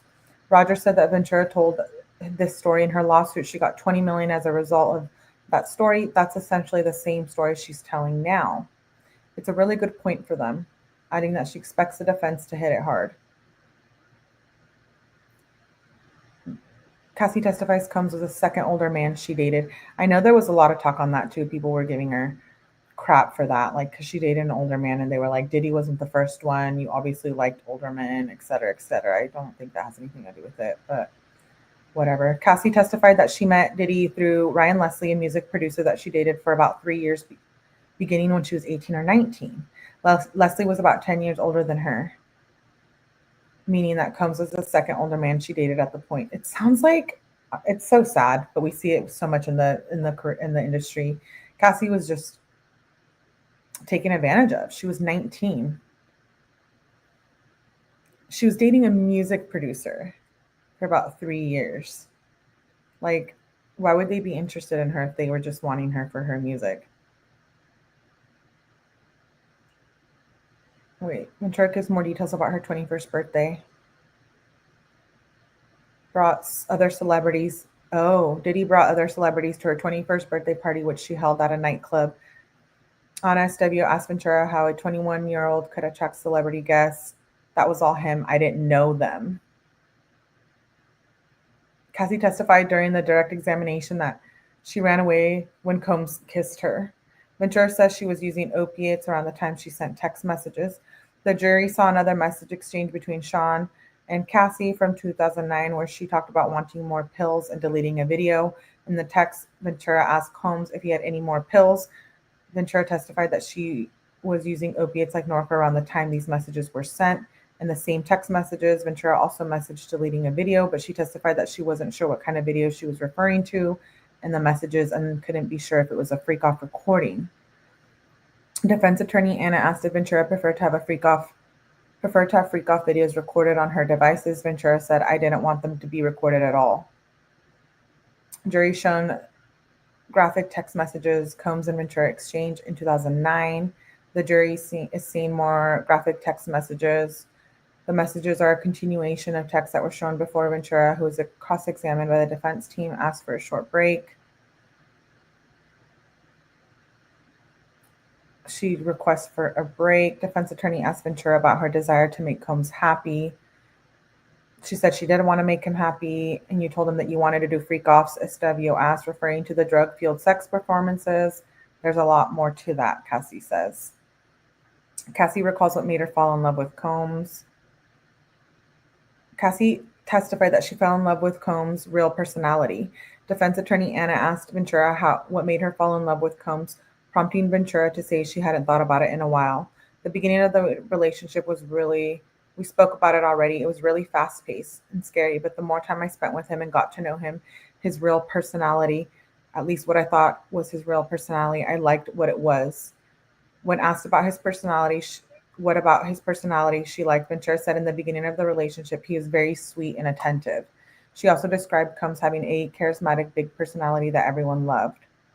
She testified she wanted more time and attention from Combs when they were dating. Cassie often testified she wanted more time with him while they were in a relationship. The jury saw a message Ventura sent Combs in April of 2010. I haven't talked to you at all. I know you can take 3 minutes out of your day to talk to me and you don't even try. You're in too much of a rush to get me off the phone. That's not being in a relationship with someone that you love and are in love with. I'm really hurt by the way you deal with me. I don't need your money. I need some attention. I'm thankful, but I can pay for these things myself.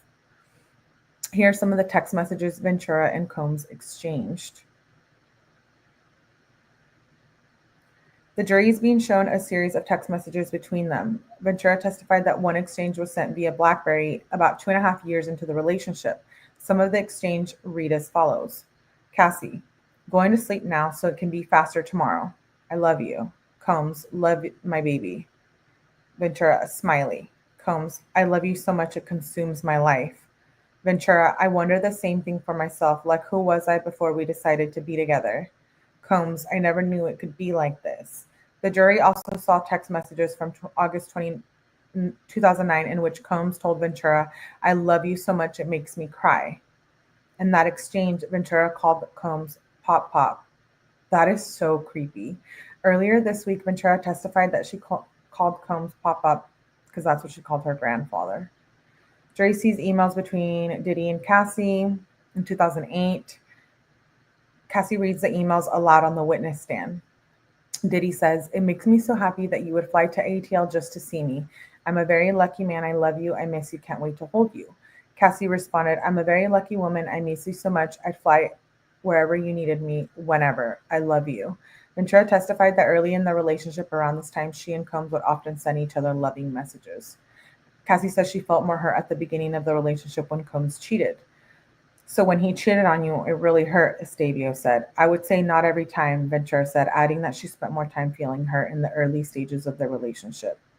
Cassie confirms she knew a version of Combs that other people didn't see. Anna asked Cassie if she remembered calling Diddy Combs larger than life, but to you, he was Sean, and you knew that Sean that other people didn't see, Estavio asked. Ventura confirmed.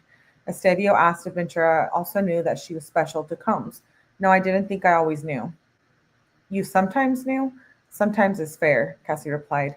Ventura's voice was soft, almost a whisper.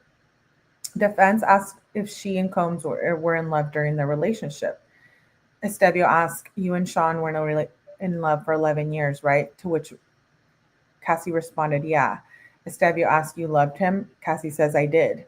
And Estavio says, and you believe that he loved you as well? And she said, yes. Combs' family arrives to court.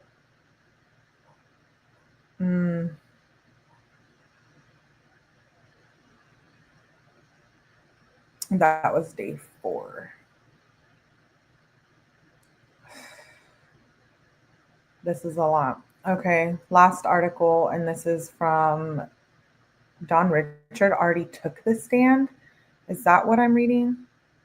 Let me pull it up. I thought she was going to, or did she just start?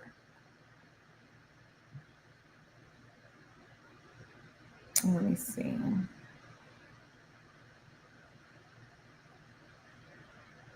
If his personality means he spoiled her by ordering food. Yeah, I think there's a lot going on here. Okay. Let me see. Okay, so concert.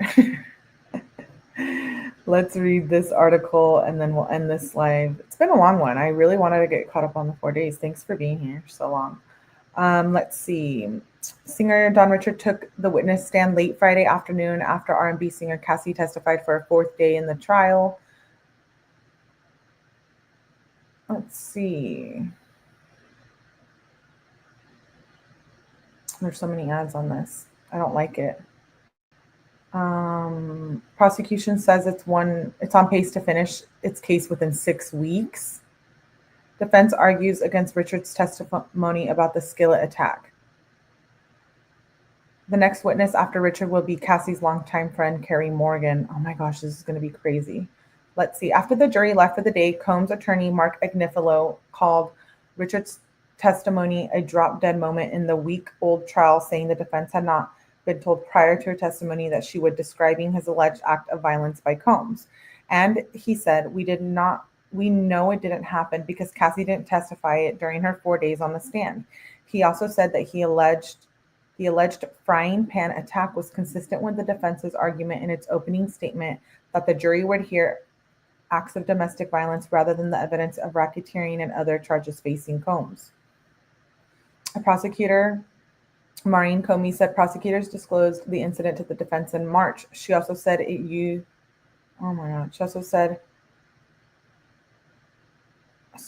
jumped. It proved consciousness of guilt by Combs and also proved that he threatened witnesses with violence and used coercion and force to support the racketeering charge against him. Richard said she was scared by Combs. Richard said after witnessing the attack, she was scared what might mean for myself.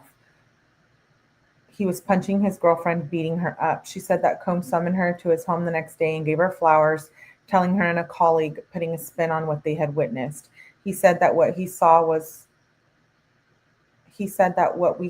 passion and what lovers in relationships do. Beat each other up. Richard also said that Diddy said Cassie was okay and it was in her best interest not to say anything. She said he used language that she took to mean people could end up in death. That caused an objection and discussion at sidebar that led the judge to send the jury home for the day. Combs sought to use a skillet to beat Cassie, Richard recalls.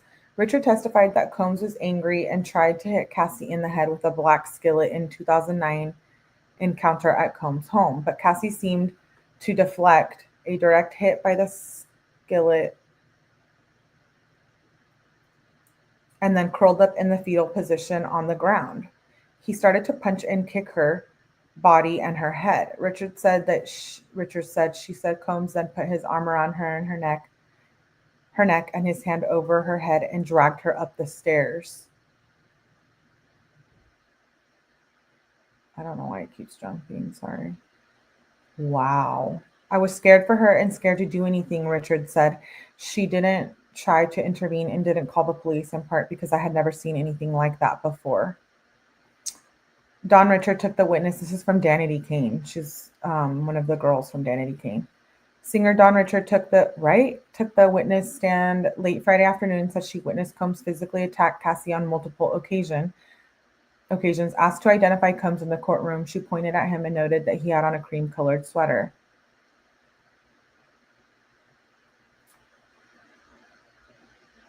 Richard said she witnessed an incident in 2009 at Combs' home when he came downstairs screaming and proceeded to hit her on the head and beat her on the ground in front of us. Richard said she was in Combs' home at the time recording. Richard was a cast member on the Combs reality show Making the Band, which launched with group act Danity Kane. She sued Combs last year, accusing him of physical abuse, groping, and psychological abuse during the years they worked together. Throughout Friday's testimony, Combs kept lowering his head to write a steady stream of messages on small sheets of paper and then passed to Anna Estavio and Agnifilo. Special Agent Yassine Binda of Homeland Security is now testifying. Binda participated in searches related to the Combs investigation and was involved in coordinating logistics for his arrest last September at a Manhattan hotel. Okay, so hopefully on Monday we get more information, or I'll find more information on Dawn Richards.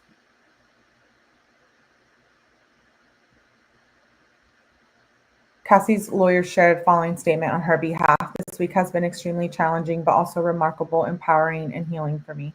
I hope that my testimony has given strength and a voice to other survivors and can help others who have suffered to speak up and also heal from their abuse and fear. For me, the more I heal, the more I remember. And the more I can remember, the more I will never forget. I want to thank my family and my advocates for their unwavering support, and I'm grateful for all the kindness and encouragement that I received. I'm glad to put this chapter of my life to rest. As I turn to focus on the conclusion of my pregnancy, I asked for privacy for me and my growing family.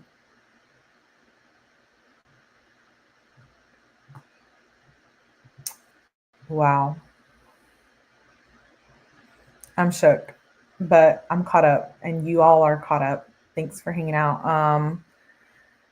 Yeah, I'm eager to see how this trial plays out, and I think he's going to be found guilty. I don't know. We'll see. Maybe not. Maybe we'll hear a lot more about Cassie. I don't think. Are we done? We're done. And I might be doing another live after this, so we'll see. But yeah, thank you for being here. Make sure you hit the like button on the way out. We got enough of Diddy. I'm Diddy'd out. Wait, pause. But yeah, I'm shook. He's a monster. And, I hope that Cassie's labor goes well, and I hope that she is truly okay. Those statements are very beautiful. Hers and Alex Fine, her husband's statement. We read that at the beginning. So make sure you go back and replay. They still have a lot of charges to prove, but there's still time. There's a lot of more things that are going to happen in witnesses. And I'm shook. I'm shook by this case. I didn't think I was going to be as into it as I actually am. I mean, I was into it. Make sure you check out the playlist. Go back and support your girl. I'm hooked though, and I need to get caught up on Karen retrial. So I hope to see you guys on that live later tonight. Well, after this live, and then tomorrow, still continuing to catch up on all the other true crime. So I appreciate you guys for being here. If I don't see you on the next live, I'll definitely see you tomorrow. I appreciate you guys being here. Yes, thank you to everyone in the chat and participating and good discussion. I will see you all on the next one. Bye.